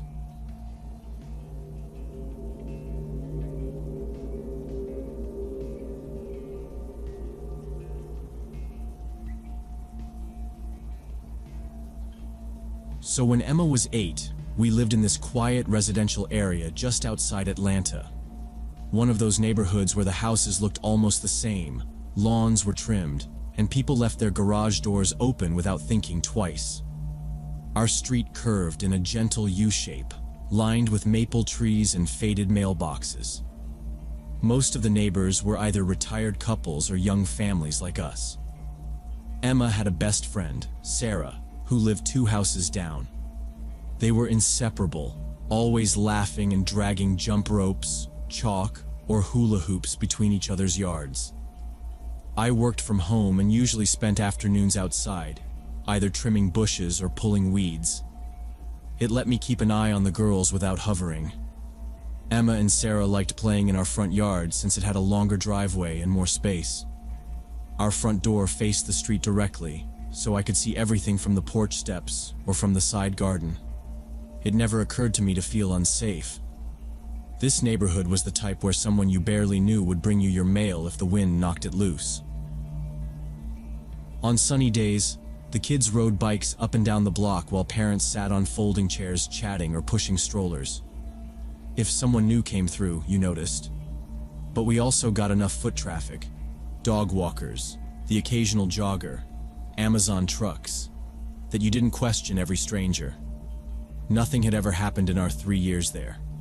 No thefts, no weird calls, no strange behavior. It lulled you into this rhythm of comfort. That afternoon, I was in the garden bed on the right side of the yard, trimming the overgrown lavender. Emma and Sarah were playing hopscotch on the driveway. It was around 3:30, just after their usual snack. The sun was still high, and the sound of bouncing shoes on concrete mixed with their voices in the background. I was kneeling, focused on cutting a thick stem, when I heard the slow hum of a vehicle approaching. I looked up and saw a white van driving past our house. It wasn't out of place. We had a lot of deliveries in the area, but this one was moving slower than most. It wasn't marked, just plain white with no logos, no stickers. The windows up front were tinted, but not dark enough to hide the driver completely. I could see a man wearing a baseball cap pulled low over his face. He didn't glance away when he passed. His head was turned toward the girls. It gave me a weird feeling, but I didn't jump to conclusions. Maybe he was just looking for a house. A few people on our block had their house numbers half covered by shrubs. I turned back to the lavender, brushing the dirt off my gloves, but I kept an ear open. About 20 minutes later, I heard the same hum again. Same van. It rolled down the street in the same direction. Same slow speed. This time, I stood up to watch. The van moved past our driveway, just like before, and again I saw the man glancing toward the kids. Emma didn't notice that time, but I stepped a little closer to the porch, taking off one glove and squinting after the van until it turned the corner. I wasn't panicked, just more alert. Probably someone lost or using GPS on their phone. Still, I noticed my hand was holding the clippers a little tighter. Another 10 minutes passed. The girls kept playing, now drawing new chalk lines on the concrete. I heard the van again before I saw it. The engine wasn't loud, but by now I had tuned into it. I looked up from the hose I was coiling and watched as it came back around for the third time. It was unusual, not alarming, yet, but enough to make my brain click into that low-grade warning mode. This time, Emma stopped what she was doing. Her shoulders turned slightly, and she looked straight at the van.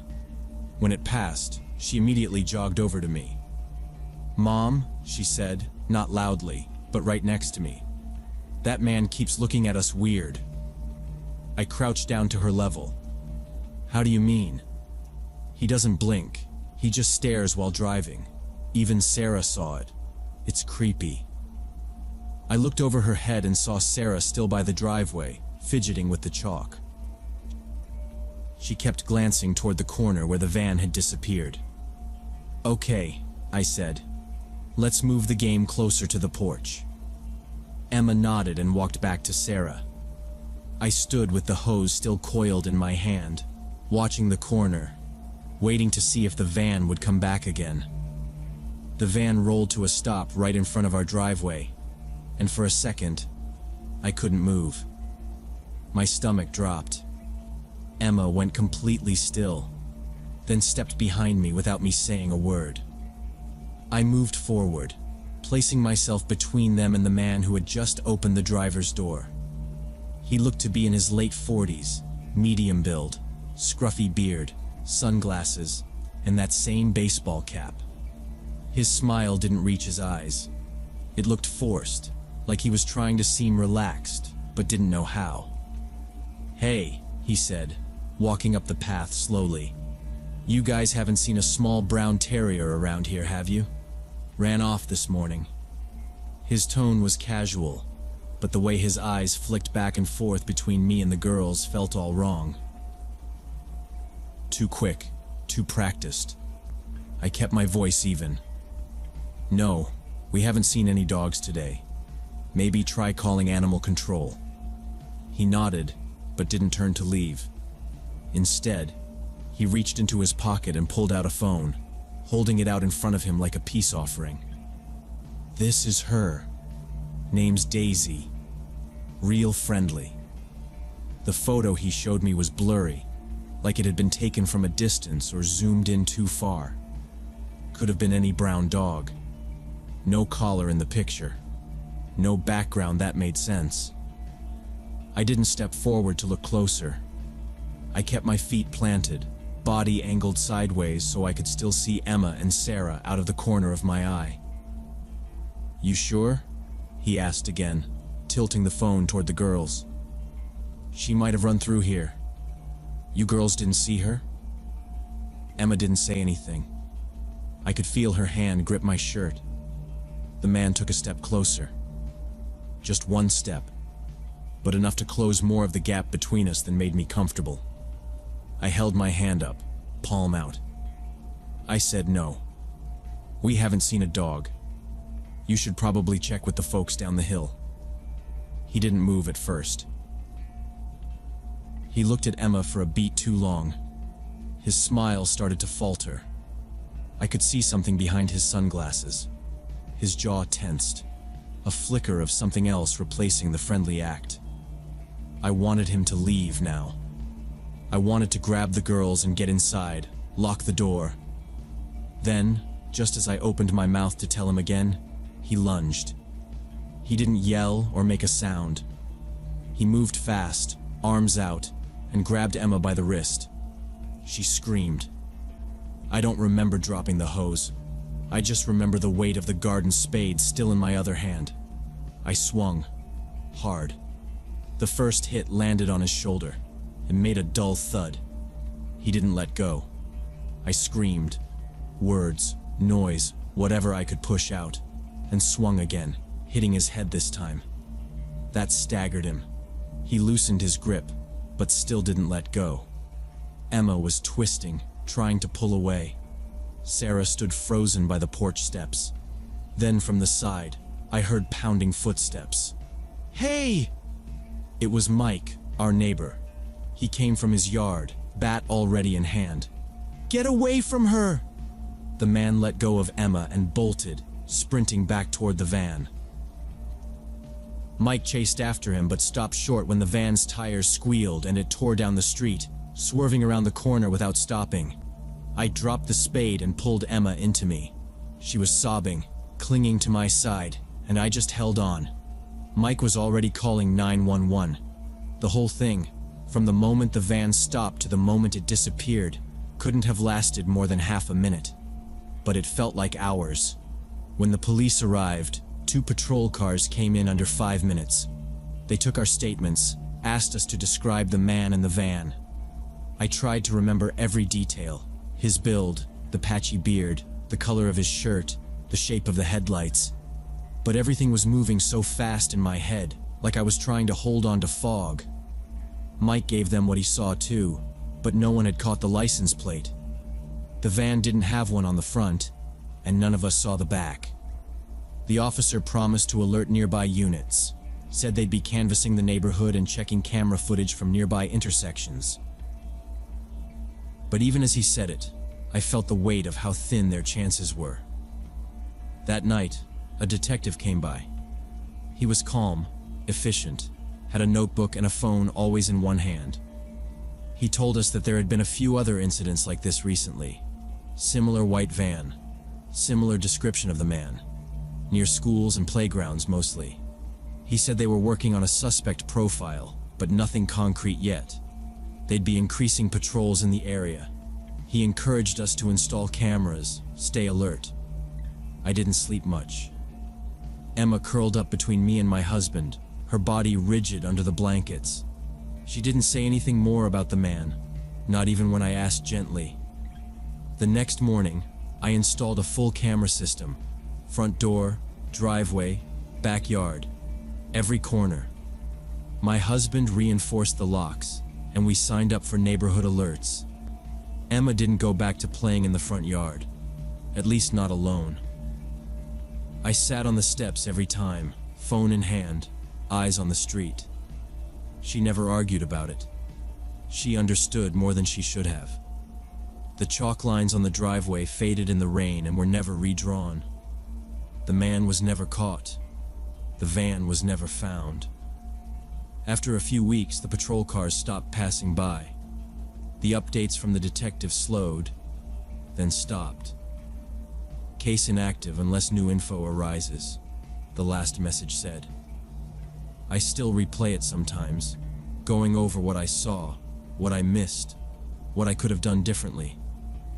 But mostly, I think about how fast it happened, how close it came to being something permanent. Emma's older now, but if she ever hears a van slow down out front, she still tenses up. And I still look out the window, every single time.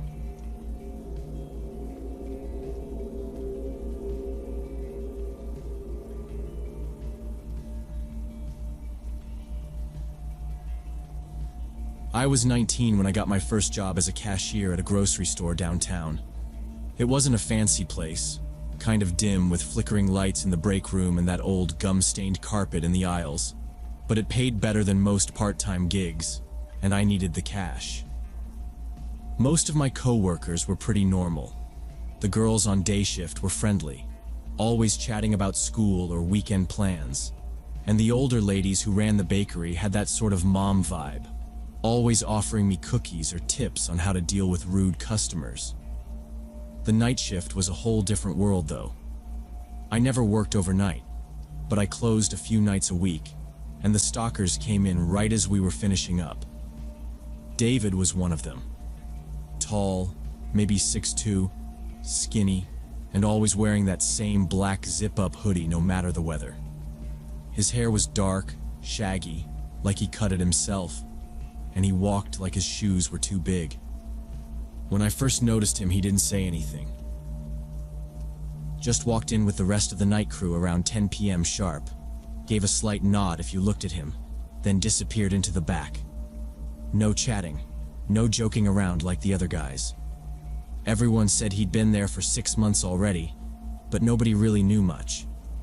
I thought he was just shy or maybe didn't like talking after dark. I didn't think much of it. A few weeks in, I started recognizing his routine. He always arrived early, like 5 minutes before we locked the doors.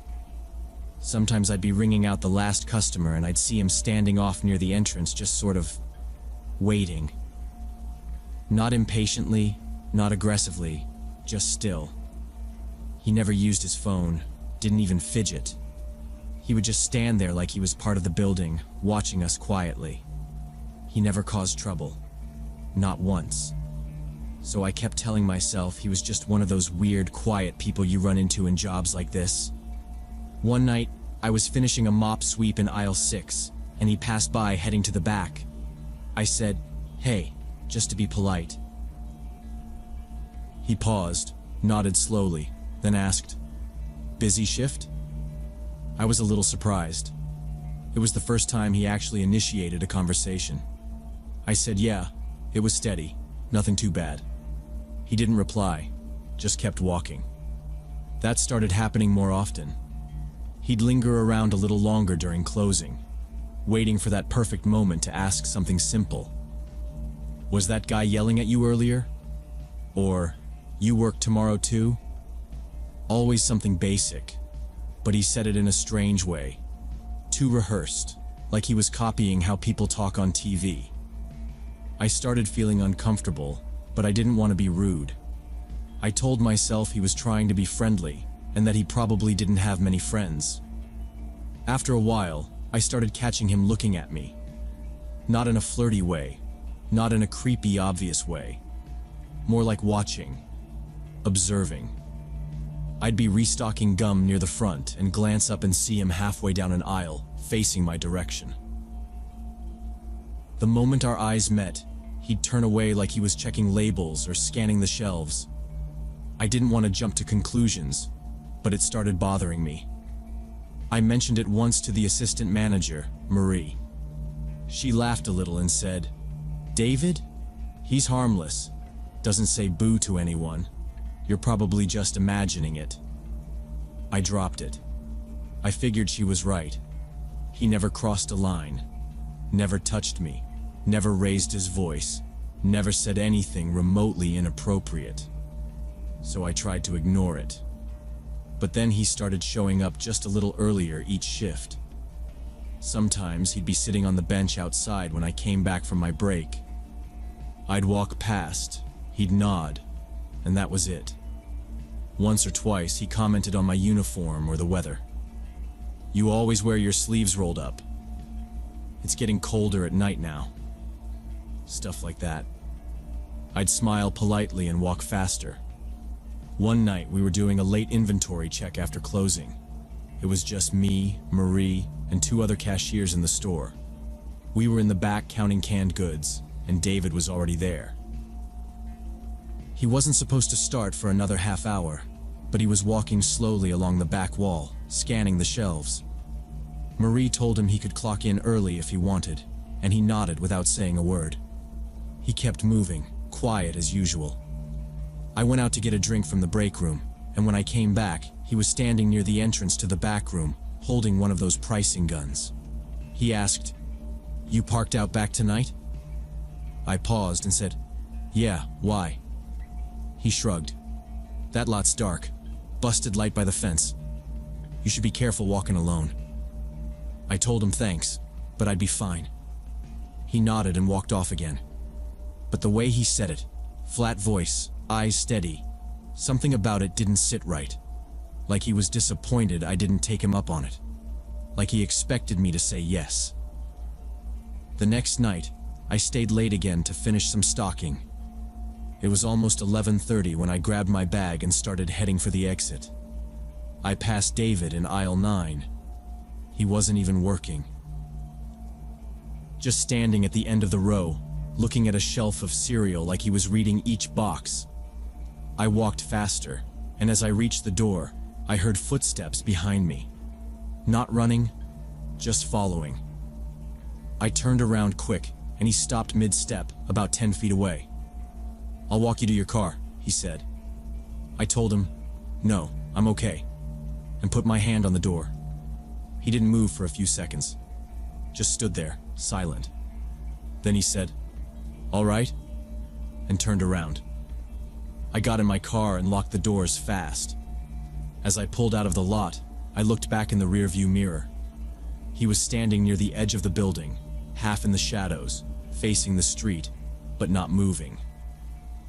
3 weeks after I started, I was home watching TV around 10 p.m. when someone knocked on my apartment door. I lived on the 3rd floor of a quiet complex with a buzz-in entry at the main gate. You couldn't get into the building without someone letting you in. I figured it was my neighbor, or maybe a food delivery gone to the wrong door. I didn't order anything, but mistakes happen. I stood up, walked over slowly, and looked through the peephole. It was David. He was just standing there in the hallway holding a crumpled plastic grocery bag in one hand. He wasn't looking at the door. He was kind of looking down at his shoes, shifting his weight back and forth. My body froze. I hadn't told him where I lived. Nobody from work knew my address. And it wasn't in any directory. I was sure of that. I didn't open the door. I said through the crack, "What are you doing here?" My voice came out higher than I meant. He stepped forward a little, looked up at the peephole like he could see through it. "I brought you something," he said. "From the deli. They were gonna throw it out. It's still good." His tone was off, not his usual flat mumble. He sounded agitated, pushed. I kept my hand on the deadbolt and said, "I'm not hungry. You shouldn't be here." He didn't answer right away, just stood there. Then he said, "I was worried. You looked pale yesterday. You didn't eat anything on break." That's when I felt my heartbeat in my ears.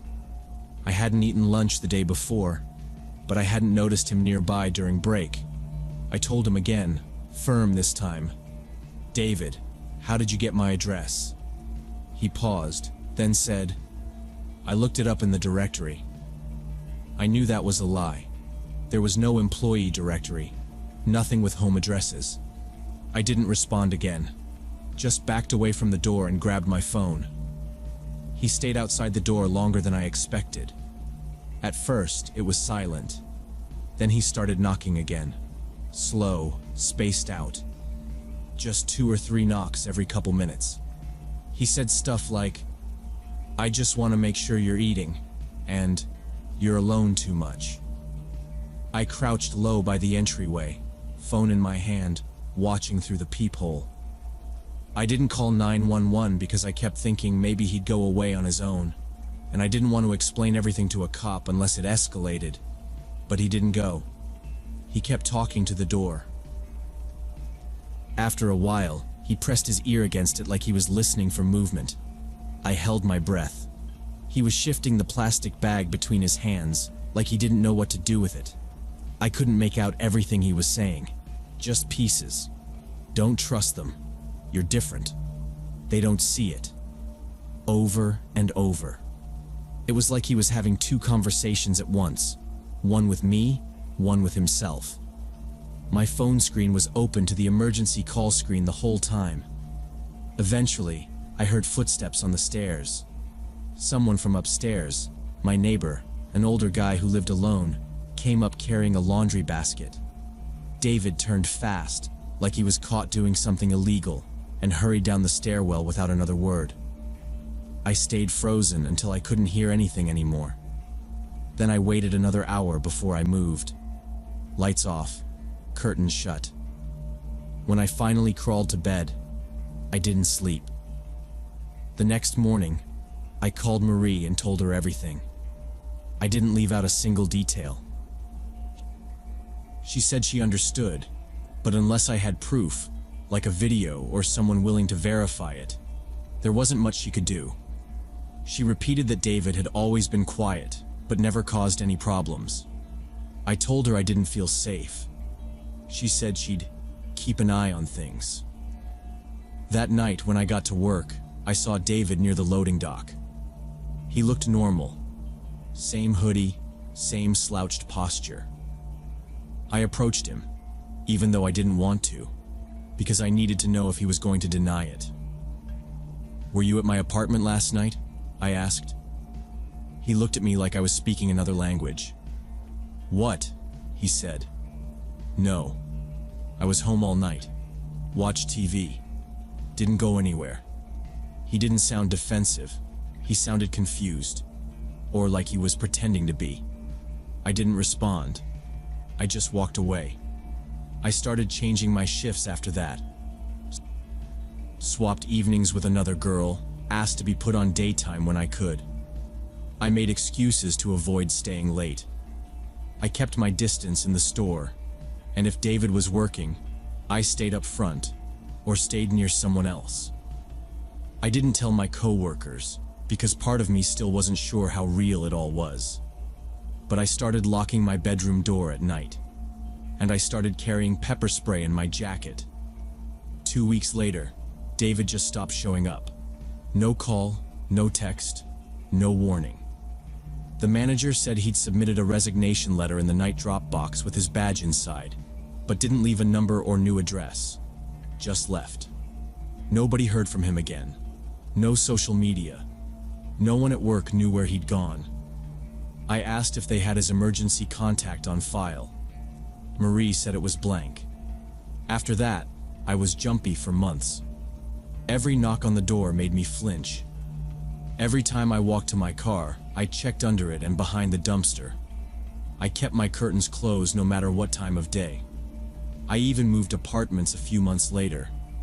But still, I'd sometimes catch myself scanning crowds when I was out. At the grocery store. On the bus. At night. I don't know if he ever followed anyone else. I never heard anything about it. Part of me wonders if I overreacted, if he was just lonely and weird. But then I remember how he knew where I lived. How he stood at my door, whispering things like he had a right to be there. I don't think he was just lonely. I think I was lucky to shut that door when I did.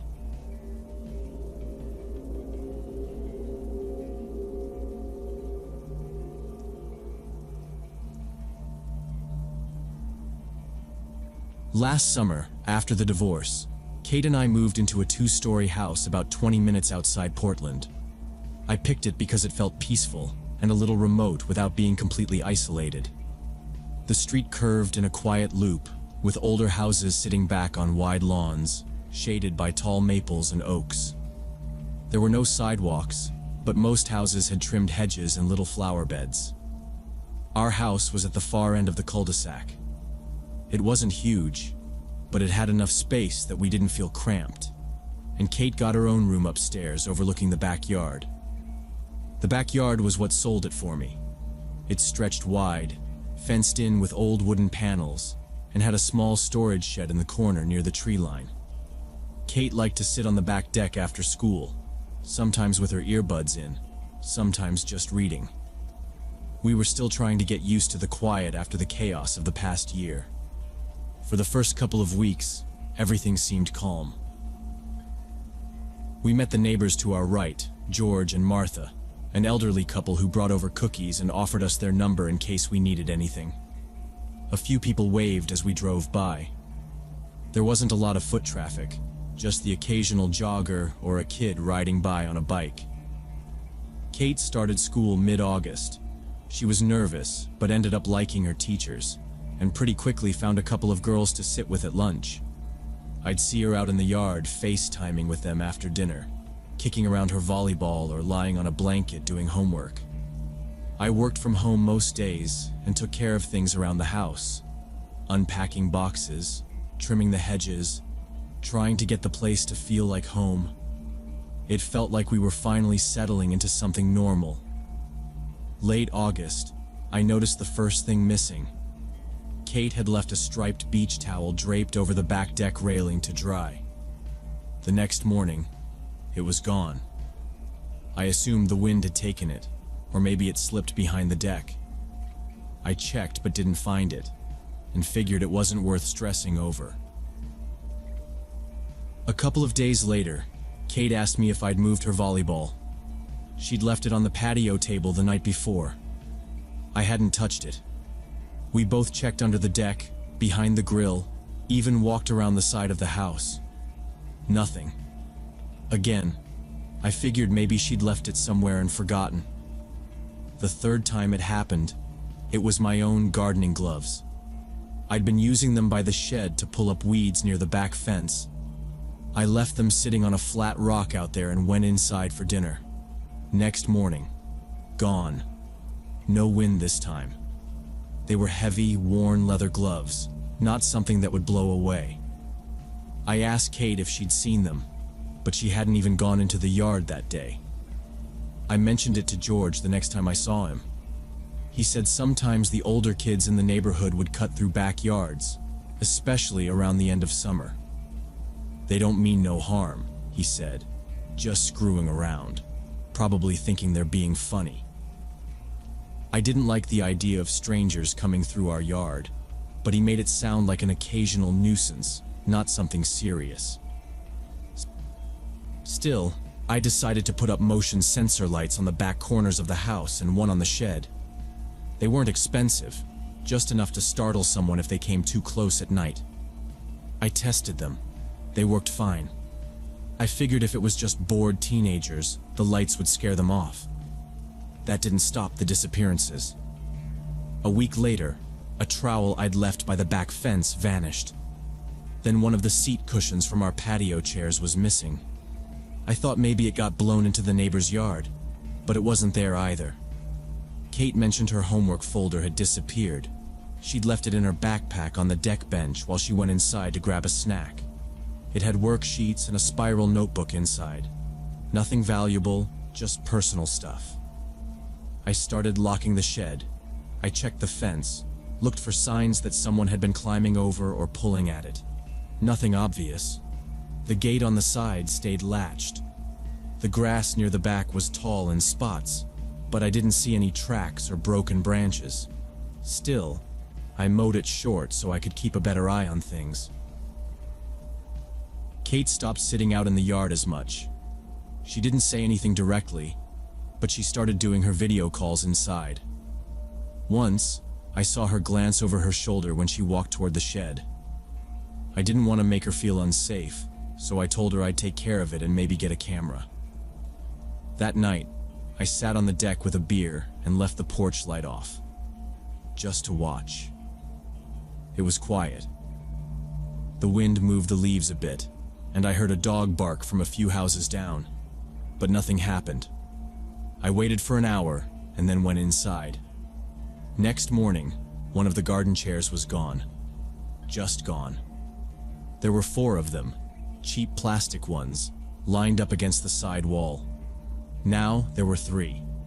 No drag marks, no signs of a break-in, no footprints in the dirt. I checked the front yard just in case someone had moved it around. I even walked the block to see if any kids had left it in the road. It was nowhere. That afternoon, I ordered a basic outdoor camera and set it to deliver with overnight shipping. A few mornings later, Kate said something that made me pause. She was pouring cereal and said casually, "I think someone's been watching me from that back window, the guy with binoculars." I looked up, surprised, and asked her what she meant. She shrugged like she wasn't sure if she should bring it up. "I've seen him a few times this week, just standing there, never moves. He's always at the same window." I asked why she hadn't mentioned it earlier. She said she thought she was just being paranoid, that maybe it was a shadow or a trick of the light. I wanted to believe that too. I told her it was probably nothing, maybe someone checking the weather or just zoning out. But I kept it in the back of my mind. That afternoon, while Kate was at school and I was working at the kitchen table, I looked out the back window and saw him for the first time. A man, tall, middle-aged, standing dead still at the window of the house behind us. He was holding something to his face. Binoculars, definitely. He didn't move when I stared at him. He was facing directly into our yard, unmoving, like a statue. I stepped away for a moment to grab my phone, but when I looked back, he was gone. The window was still open, curtain pushed aside, but no one was there. Kate got home later, and I asked her again, and she nodded. "Yeah, that's the guy. He's always looking right at me." I felt a sharp unease settle in, more concrete now. I walked around the block just before sunset, pretending to walk the dog. The house looked normal from the front. Well-kept lawn, a Honda in the driveway, a wind chime hanging from the porch. But every single curtain was drawn except for that one rear window. Something about that bothered me. People usually have open windows for light, especially during the summer. The next day, it happened again. Kate was on the deck doing homework, and I saw the man in the window, staring straight at her. I went straight out the back door and walked around the block, knocked on the front door, waited. No answer. I rang the bell twice. Nothing. I listened for movement. Silence. The car was gone this time. I left and decided I'd try again if I saw him once more. 2 days later, it got worse. Kate was outside cleaning up some patio stuff when she came back in with a strange look on her face. "Dad, come look at this."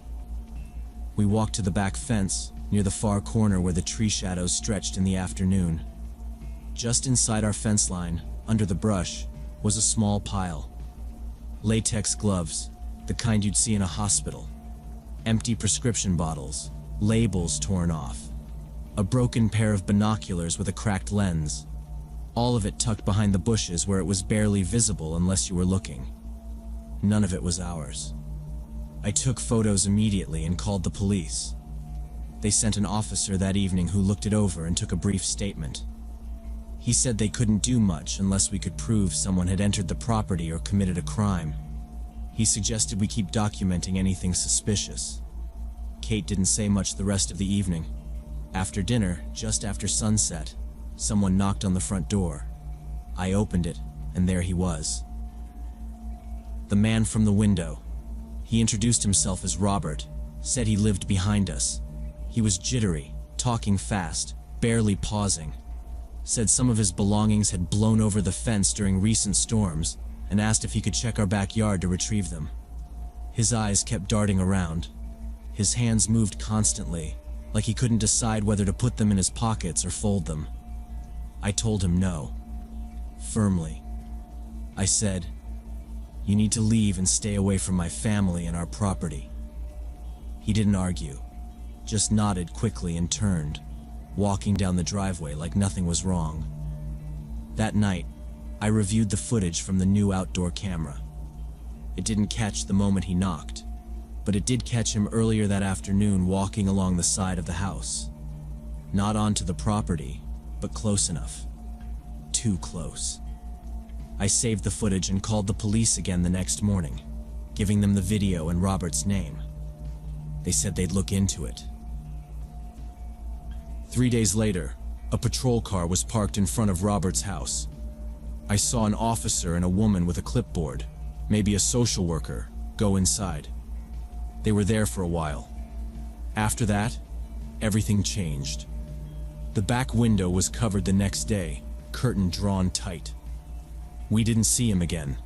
Not at the window, not in the yard, not anywhere. No more items vanished. No more strange piles. We put up taller fencing along the back and added more cameras. One over the deck, one watching the shed. Kate seemed more relaxed again. Still a little jumpy, but she started sitting outside more. She invited her friends over once or twice, did homework on the patio again. Robert still lives there.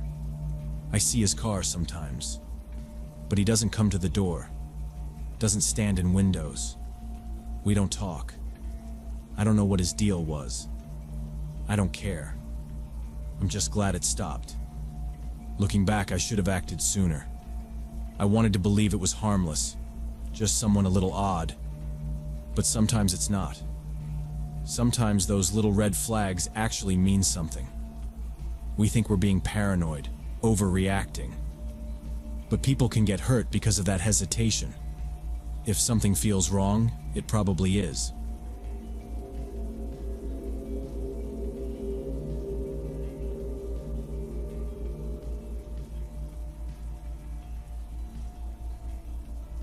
So when I was a sophomore at UW Milwaukee, I saved up all summer working deliveries and tutoring intro video editing just to afford this DJI drone with a 4K camera. I was majoring in media arts and figured drone footage would give my portfolio something that stood out. I didn't have many followers, maybe 200 subscribers on YouTube, mostly classmates and a few relatives, but I was trying to build something. My channel had stuff like dorm tours, campus events, and festival montages. Nothing serious. That Tuesday in early October, I took the drone to Riverside Park around 4 p.m.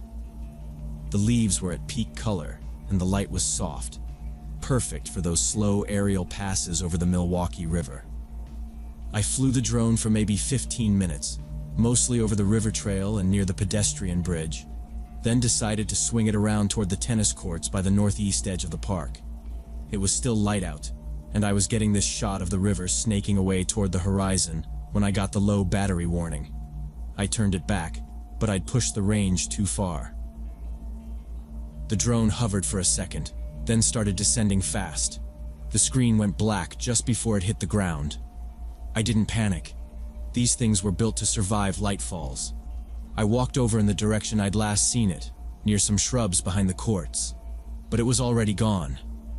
I spent the next 2 hours searching the park.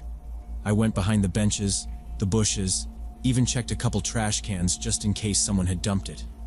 Nothing. I asked a few people walking their dogs. One guy said he saw a kid running with something boxy in his hands, but didn't get a clear look. I ended up walking all the way back to the dorm, just pissed and tired. That night I made a Craigslist post offering a reward. No questions asked. I printed out flyers with a picture of the drone and taped them around the park and on campus. I even dropped by the park office in case someone turned it in. The guy there just shrugged and said drones get picked up all the time. 3 days passed. I'd mostly given up and was focusing on midterms when Jake, my roommate, knocked on my door while I was eating instant noodles. He looked confused and just said, "Did you upload something last night?" I hadn't. I logged into YouTube and sure enough, there was a new video, 10 minutes long, titled Night Exploration. The thumbnail was dark, hard to make out. I clicked it. The video started with rough, shaky footage of what looked like a warehouse or some kind of storage facility. Concrete floors, metal beams, a few overturned pallets. The lighting was weird.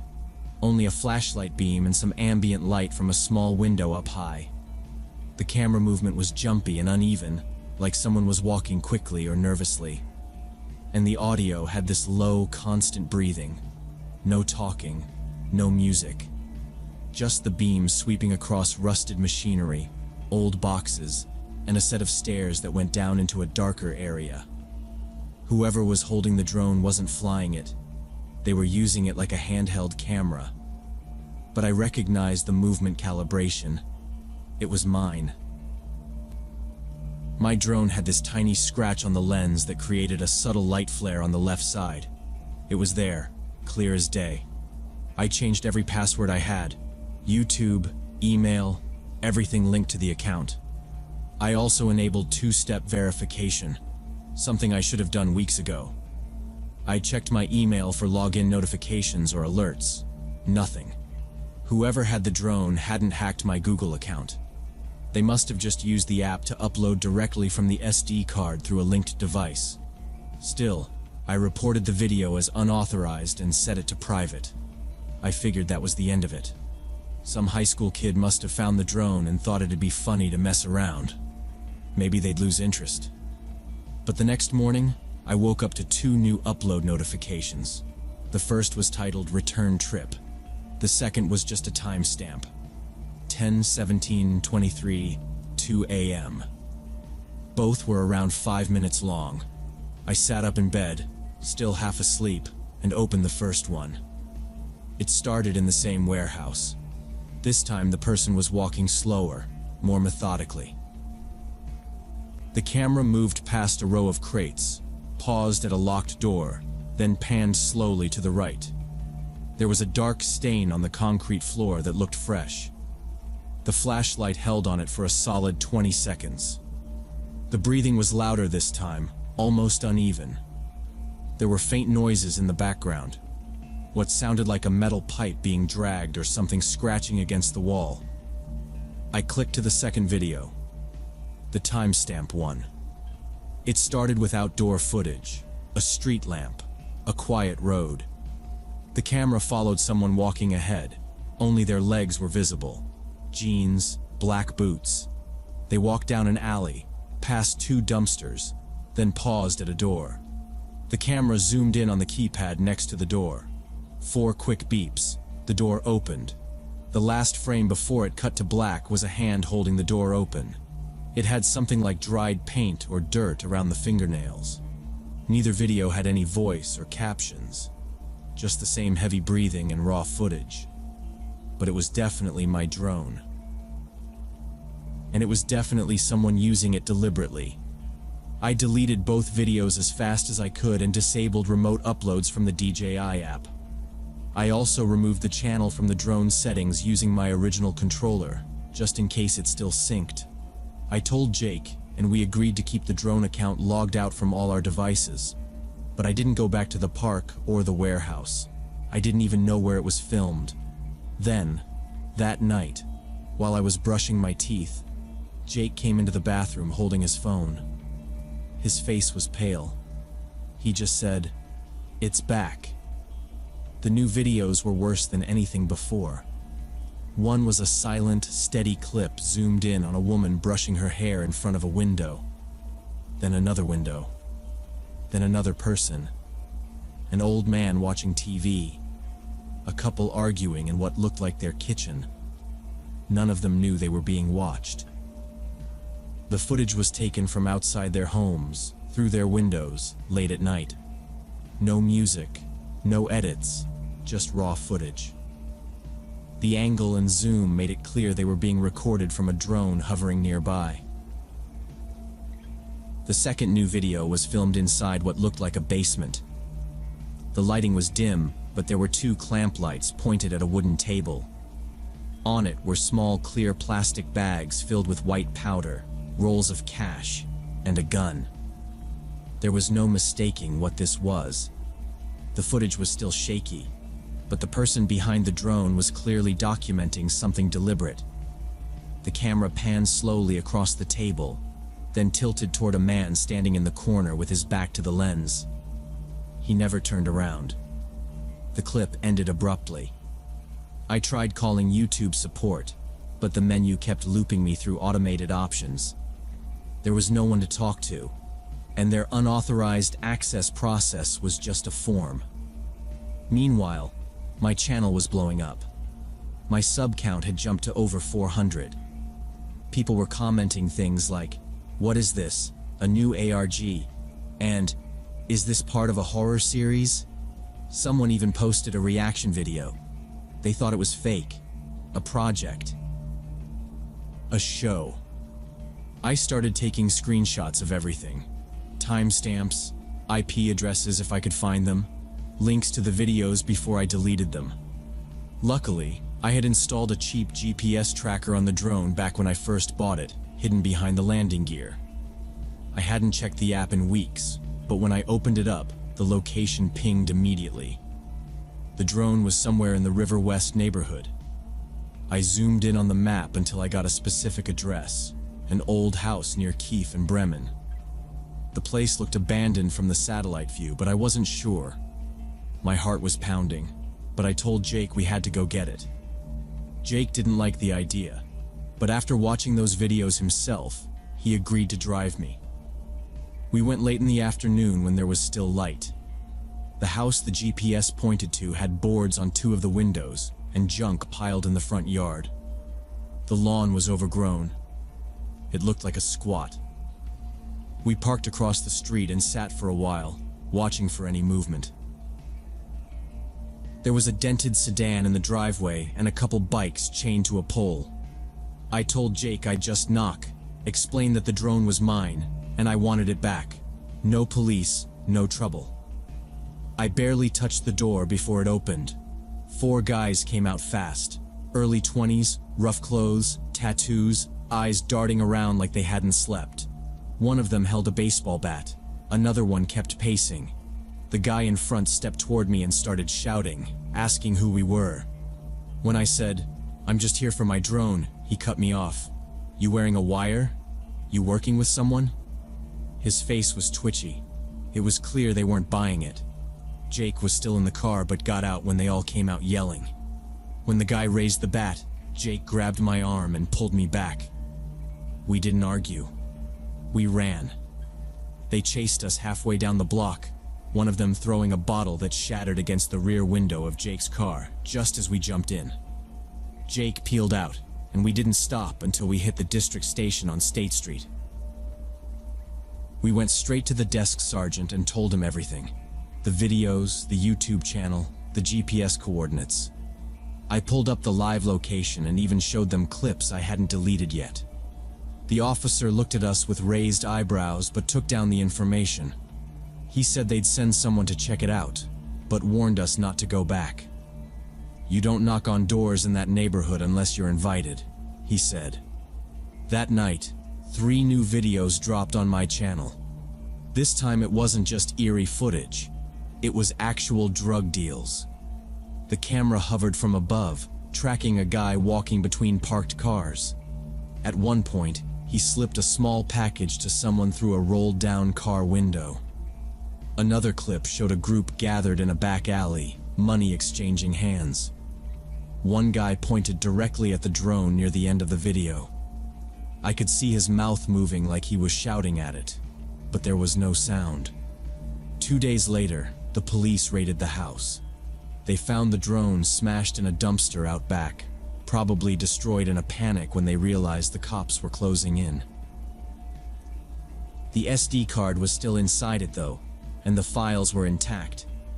Hours and hours of footage, some from Riverside Park the day it was stolen, others from rooftops, alleyways, basements. Apparently, the group had been using the drone for surveillance. They thought having aerial footage gave them an edge, letting them see if anyone was watching or approaching during deals. It was like their own little recon tool. The 4 guys were arrested on multiple charges: possession, trafficking, trespassing, and theft. I was called in to identify the drone and testify about the channel access. The prosecutor showed clips from the SD card in court. I recognized the streets, the faces, the strange, slow panning shots. The judge didn't even flinch. He'd seen worse. YouTube finally responded to my support ticket weeks later. They removed all the unauthorized videos, gave me back full control of the account, and flagged it for suspicious activity monitoring. I started uploading again, just my usual content. Interviews, campus life, normal stuff. But the bump in views never came back. People unsubscribed once the creepy videos disappeared. I guess they wanted horror, not student life. I bought a cheaper drone a few months later, but only flew it during the day, in wide open spaces. I never let it out of my sight. That one never left my line of view. I also stopped tagging my videos with location data. Sometimes I still wonder how many people out there have lost their phones, cameras, drones, devices with eyes and microphones, without ever realizing what someone else used them for. I was lucky. I found mine, but I'm not sure I ever really got it back.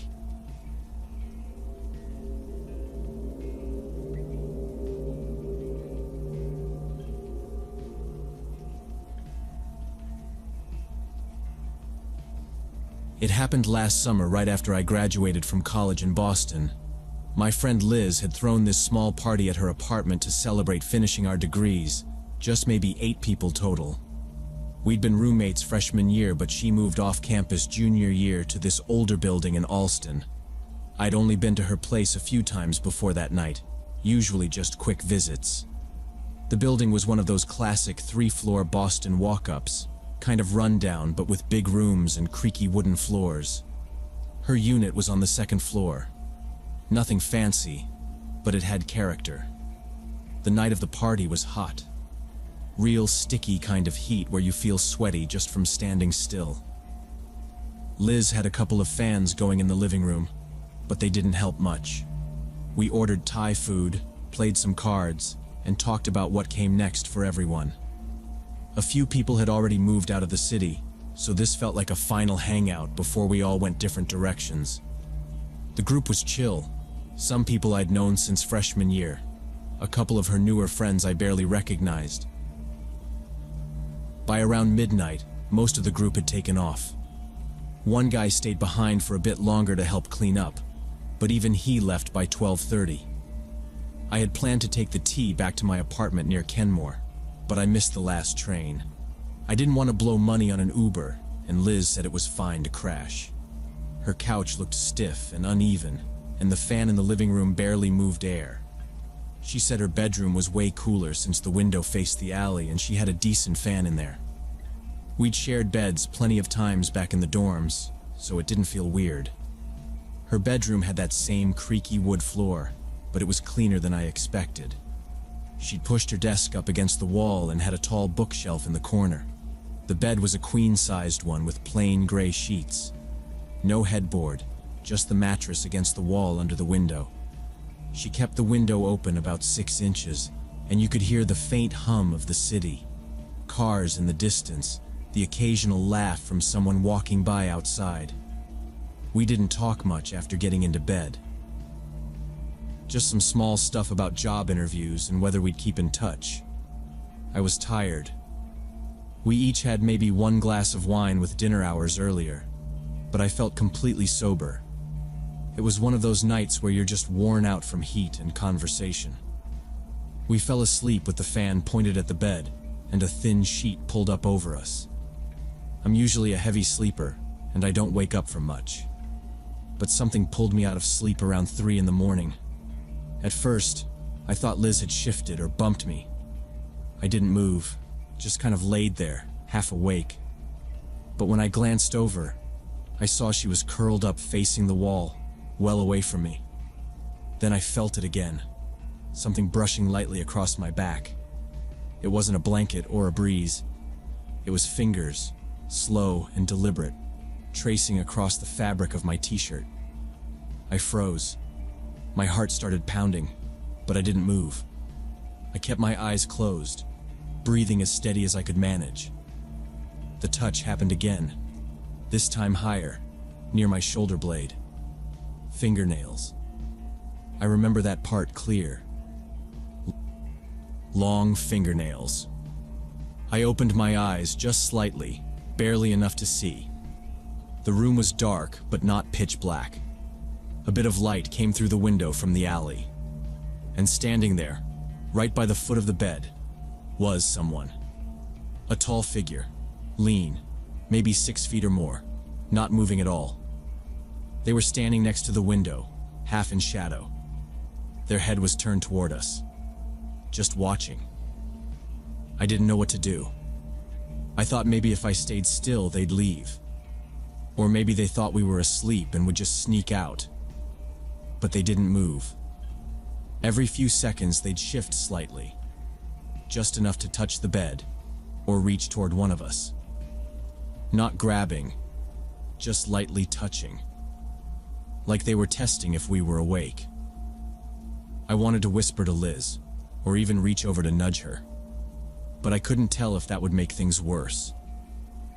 If they had a weapon, or were unstable, any sudden move might have pushed things over the edge. So I stayed still. The figure moved closer to the side of the bed, and I could hear their breathing now. Slow, deep breaths, not hurried. They were taking their time.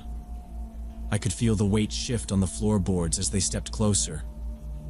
Then I heard the faint creak of Liz's side of the mattress. The figure leaned in closer to her. Still, she didn't wake up.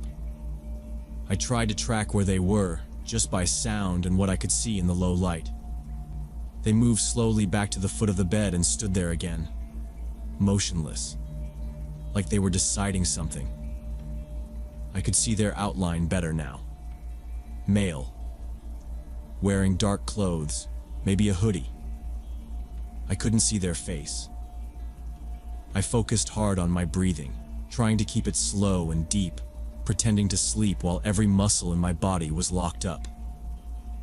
Then they stepped around the side of the bed again, closer to me this time. I could feel the air shift near my arm as they reached out. Their hand rested just lightly on my forearm for a few seconds. The fingernails pressed into the skin slightly, not enough to hurt, but definitely enough to feel.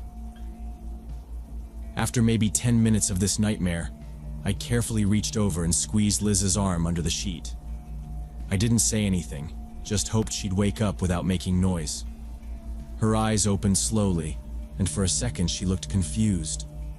Then I saw the exact moment she saw what I'd been seeing. Her whole body tensed. She didn't move or speak, just stared straight ahead at the figure still standing a few feet from the bed. We didn't know if he had a weapon or what he was planning. I could hear her breathing change, more shallow now, but still no sudden moves. The room felt like it had no air in it.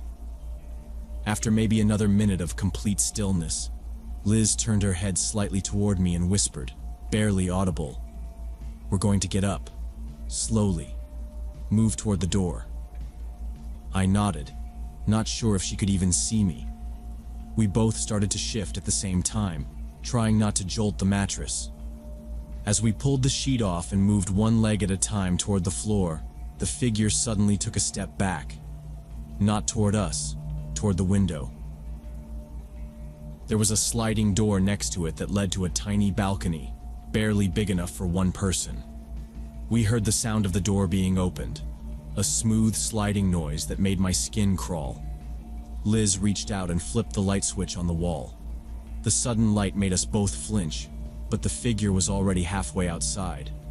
All we saw was a dark shape stepping onto the balcony and disappearing from view. The door was wide open. The lock was clearly broken. I rushed over and shut it immediately, checking it even though I knew it was pointless. We could still hear footsteps on the metal fire escape just outside. Slow, deliberate steps moving downward. Liz grabbed her phone and dialed 911 with shaking hands. I threw on my sneakers and helped her do the same. Within seconds, we were outside in the building's hallway, barefoot except for shoes, standing under the flickering ceiling light. We didn't say anything while we waited, just stood there in shock, staring at her apartment door, listening for more sounds. The police got there in under 10 minutes. 2 officers, both looking wide awake despite the hour. They went into the apartment with flashlights, checking every room, even though we told them the guy had already left. After a few minutes, one of them came back and told us the lock on the balcony had been completely busted. He showed us scratches on the metal frame, and the lock was practically dangling off the door. The officer asked how someone could even get to the balcony. Liz pointed out the window and explained that the fire escape ran along the backside of the building, connecting a few other units. No one had to come through the front door to get in. They just had to climb the metal stairs, force the lock, and step into the room. Liz looked pale and wouldn't stop rubbing her arms. Eventually, she sat down on the couch and told the officers something she hadn't even told me before. She said she'd been feeling watched for months, like someone was observing her when she got dressed or took a shower. She thought she was just being paranoid because she lived alone now. Her boyfriend had brushed it off, told her she was just anxious. She hadn't thought to report it. There was never any proof, no break-ins, no missing stuff. Just a weird feeling that something was wrong. Now it was obvious she hadn't imagined it. The officers nodded, took our statements, and said they'd patrol the area more often. They didn't sound surprised. One of them even said this kind of thing happens sometimes, and it was usually someone from the neighborhood. They told Liz to install a better lock and maybe get a cheap camera for the window. I could tell she felt embarrassed, like she was being scolded, but the officers didn't mean it that way. They just saw this kind of thing too often. They didn't promise anything would happen fast, only that they'd file the report and look into any similar calls. Neither of us slept after that. We sat on the couch with the lights on, not saying much. I checked the window every 10 minutes, even though I knew he was gone. Around 5:30, as the sun started to rise, I left to catch the first T train back home. The streets were nearly empty, and I kept looking over my shoulder the entire walk to the station. A week later, Liz called me crying. She could barely speak at first, just kept saying, "They got him." When she calmed down, she explained that the police had arrested a man connected to several break-ins around her area. He lived in the building next door, early 30s, kept to himself, worked odd hours. They found binoculars in his apartment. He'd been using them to watch women in nearby buildings. He'd figured out how to get from rooftop to rooftop, and he used the fire escapes like a private hallway system. Sometimes he just watched. Other times he actually went inside, always at night, always quiet. He never took big stuff, just small personal items, makeup, underwear, hair ties, photos, things no one would miss right away. When they searched his apartment, they found dozens of those items, all labeled. Photos of the women sleeping, notes with apartment layouts. It wasn't just Liz. There were at least 6 other victims in her block alone. No one had reported anything because the break-ins were subtle. Sometimes he didn't even take anything, just watched. Liz moved out that weekend. She broke the lease, packed up everything, and found a sublet with her sister across town. She said she couldn't stand being alone in that apartment another night. I helped her carry boxes, and we didn't talk much. Just loaded everything into a borrowed van and left. She still can't sleep without double-checking every door and window. She bought cameras for every room. I get it now. What people call just a feeling isn't always nothing. Sometimes someone really is watching.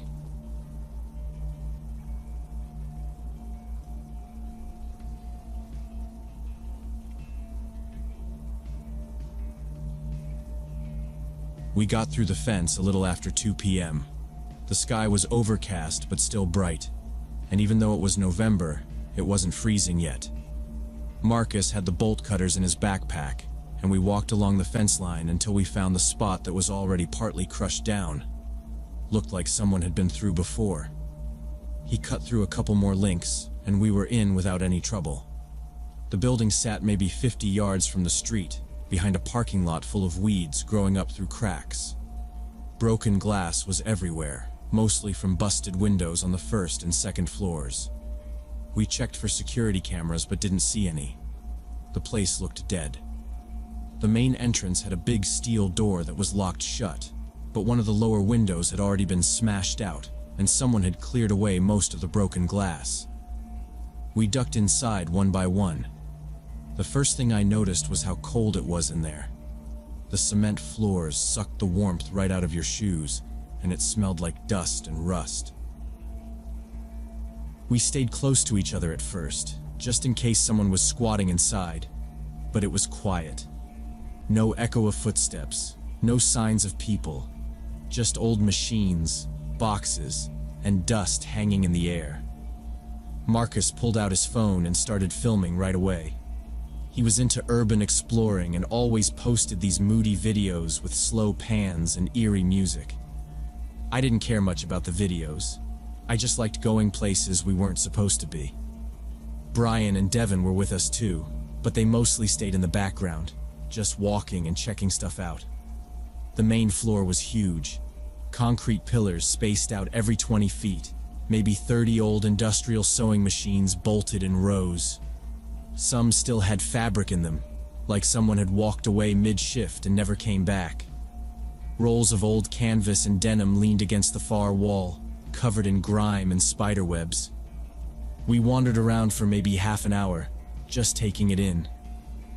I remember finding a filing cabinet with rusted drawers that barely opened, full of old time cards and invoices dated from 2017. There were calendars on the wall with the last month marked as October, no year listed. None of it felt too weird, just old stuff no one bothered to clean out when the place shut down. Some of the graffiti looked new, but that wasn't surprising.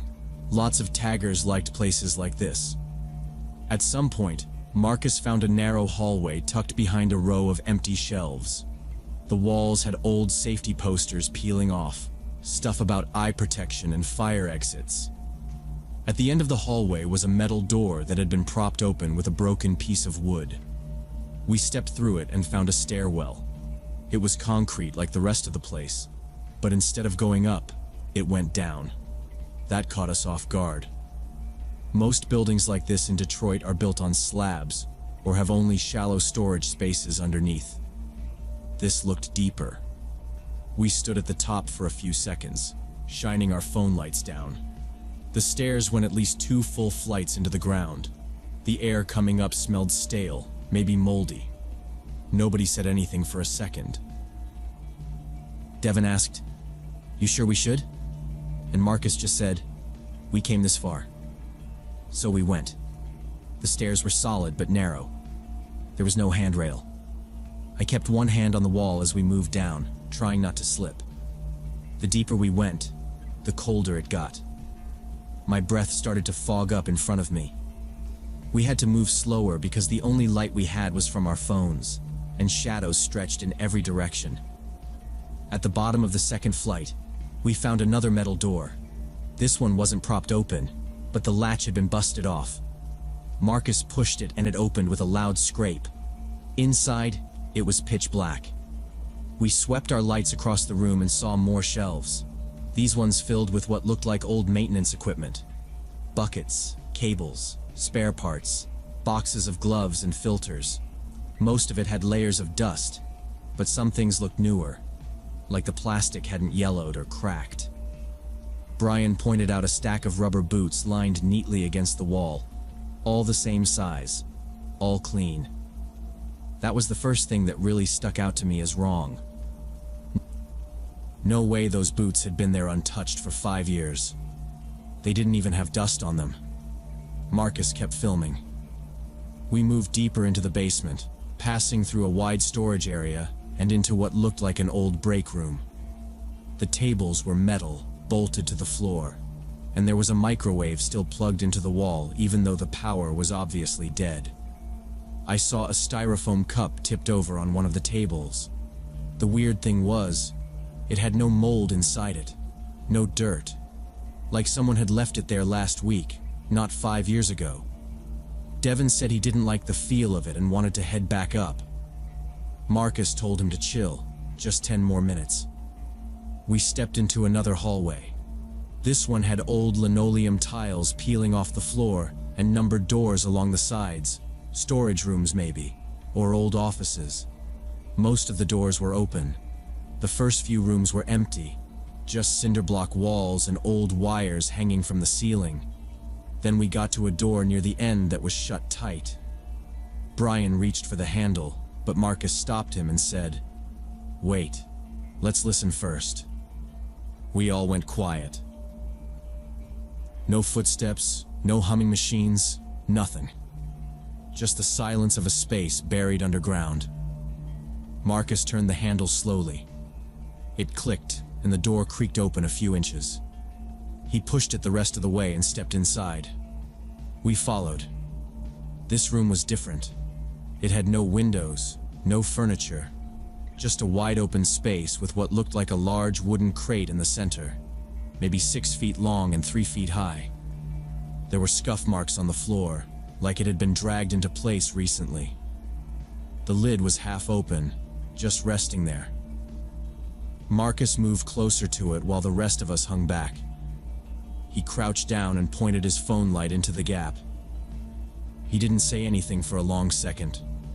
Then he stood up fast, stepped back and said, "Don't go near it." We backed out of the room slowly, no one saying a word. Marcus didn't explain what he saw in the crate, and none of us asked.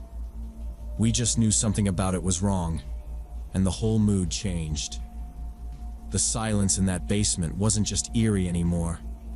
It felt like something was listening. We moved fast, but careful, retracing our steps toward the entrance. The hallway looked darker on the way back, our phone flashlights bouncing off the peeling tiles like they were warning signs. We passed the break room again, and someone, maybe Devin, whispered, "What is that?" I turned my light in the direction he was looking. At the far end of the room, opposite from where we had entered, there was a door cracked open slightly. I could swear it had been closed before. Devin took a step forward, but Marcus grabbed his arm and shook his head. "No more," he said. We didn't argue. We just kept walking. Then we reached the far side of the basement, the wall that curved around the edge of the foundation. There was one last hallway that we hadn't noticed earlier, mostly because it was tucked behind a rusted shelf. It sloped slightly downward and led to a row of smaller doors, all identical. Most were wide open and empty, filled with crumbling cardboard boxes or old plastic bins. But the one at the end wasn't open. Instead of a normal door, it had a thick, clear plastic tarp nailed over it, like some kind of barrier. The tarp was slightly curled at the edges, stained and dusty. We stopped in front of it. Devin said, "Should we just leave?" But Marcus stepped forward and peeled the tarp back. The room behind it didn't match the rest of the basement at all. It wasn't dirty, and it didn't smell like mold. The floor had been swept, and the walls were bare concrete but clean. There was a small folding table in the middle, a camping chair, a sleeping bag in the corner. An electric space heater sat humming quietly, plugged into a thick orange extension cord that disappeared into the ceiling. There was music too, something old and soft, coming from a dusty portable radio sitting next to a box of canned food. Someone had been living here, not crashing for a night, really living. There was a plastic jug of water, a roll of paper towels, and a trash bag tucked into a corner. Whoever stayed here had set it up to be quiet and unnoticed. The walls had no windows, and the room was deep enough underground that no light got in at all. We didn't talk. We just stepped slowly inside, one by one, shining our lights over every corner. There was something about the way the sleeping bag was rolled so neatly, how the food was stacked perfectly, that made my skin crawl. It wasn't messy like a squatter. It was precise, clean, purposeful. Devin stayed near the door, clearly ready to bolt. Marcus walked toward the table. He pointed at a small black notebook lying next to the food. It looked like a journal or logbook, but the cover was blank. Before anyone could open it, I noticed something behind the chair. There were photos on the wall. At first, they looked like magazine cutouts, models, celebrities, fashion ads. But as we got closer, I realized each picture had something scribbled over it in black marker. Names, phone numbers, notes. Lots of them. Marcus read one out loud. Saw her at Kroger Tuesday. Another said, follows the same route to work every day. I looked at one near the corner. It had the name Janelle written in all caps, with a street name and apartment number under it. There were at least 50 photos on the wall, maybe more. Some looked like they'd been torn out of magazines, but others were clearly real people. Some were taken on the street, some through windows. On the table, under the notebook, were IDs. Driver's licenses with different names and photos. None of them matched. At least a dozen, all from Michigan. Nearby was a key ring holding what looked like car keys, and maybe house keys, 20 or more. I picked up one and saw it had a little tag on it that just said, Tuesday shift. That was it. Under the table, we found a shoebox. Devin opened it and immediately swore under his breath. More photos, not printed or torn out. Actual developed pictures. Women getting into cars, walking down sidewalks, sitting at outdoor cafes. Some looked like they didn't even know they were being photographed. It was all so specific. So planned. Marcus finally said, "We have to get out. Now." We didn't argue. We took photos of everything on our phones, just in case. IDs, walls, keys, everything. Then we left the room without touching anything else. No one spoke the whole way back through the basement. We moved fast but quiet. The whole time I kept thinking someone might step out from one of the rooms, but no one did. When we reached the stairs, Devin went up first. I followed right behind. I didn't look back. We burst out of the window we'd come in through and ran straight to Marcus's car. The air outside felt sharp and clean after that basement. Marcus got in and started the engine while dialing 911. He gave the dispatcher our location and told them we'd found a possible crime scene. He didn't mention the photos at first, just that someone had been living there, and we thought it was connected to stalking or something worse. The dispatcher told us to stay where we were. Cops arrived within an hour. They had us walk them through the building again, this time with them leading the way. We told them everything. The photos, the IDs, the keys, the journal. A detective showed up and started taking our statements separately. He was calm but serious. Said the kind of stuff we found was usually tied to people preparing to do something more.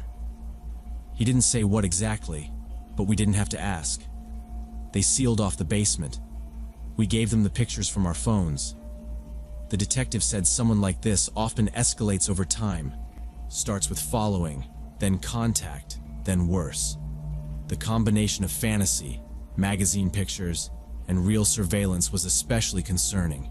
It showed confusion, or maybe obsession. 3 days later, the police called Marcus. They'd caught someone, a man in his 40s. He'd come back to the warehouse and tried to get inside again, thinking no one had touched his stuff. He had keys, mail, even more photos in his backpack. They arrested him without incident. He'd been staying in another abandoned building a few miles away, doing the same thing. Following women, collecting names, tracking movements. We saw his mugshot on the news. Average-looking guy, like someone's uncle or neighbor. I kept thinking about the photos, The real ones. Those women probably had no idea someone was watching them, following them home, writing things down. All we wanted was to explore an abandoned warehouse, take a few videos. We ended up walking into something much darker. I still go back over the moment Marcus looked into that crate and said, "Don't go near it." I never asked what he saw. I don't want to know.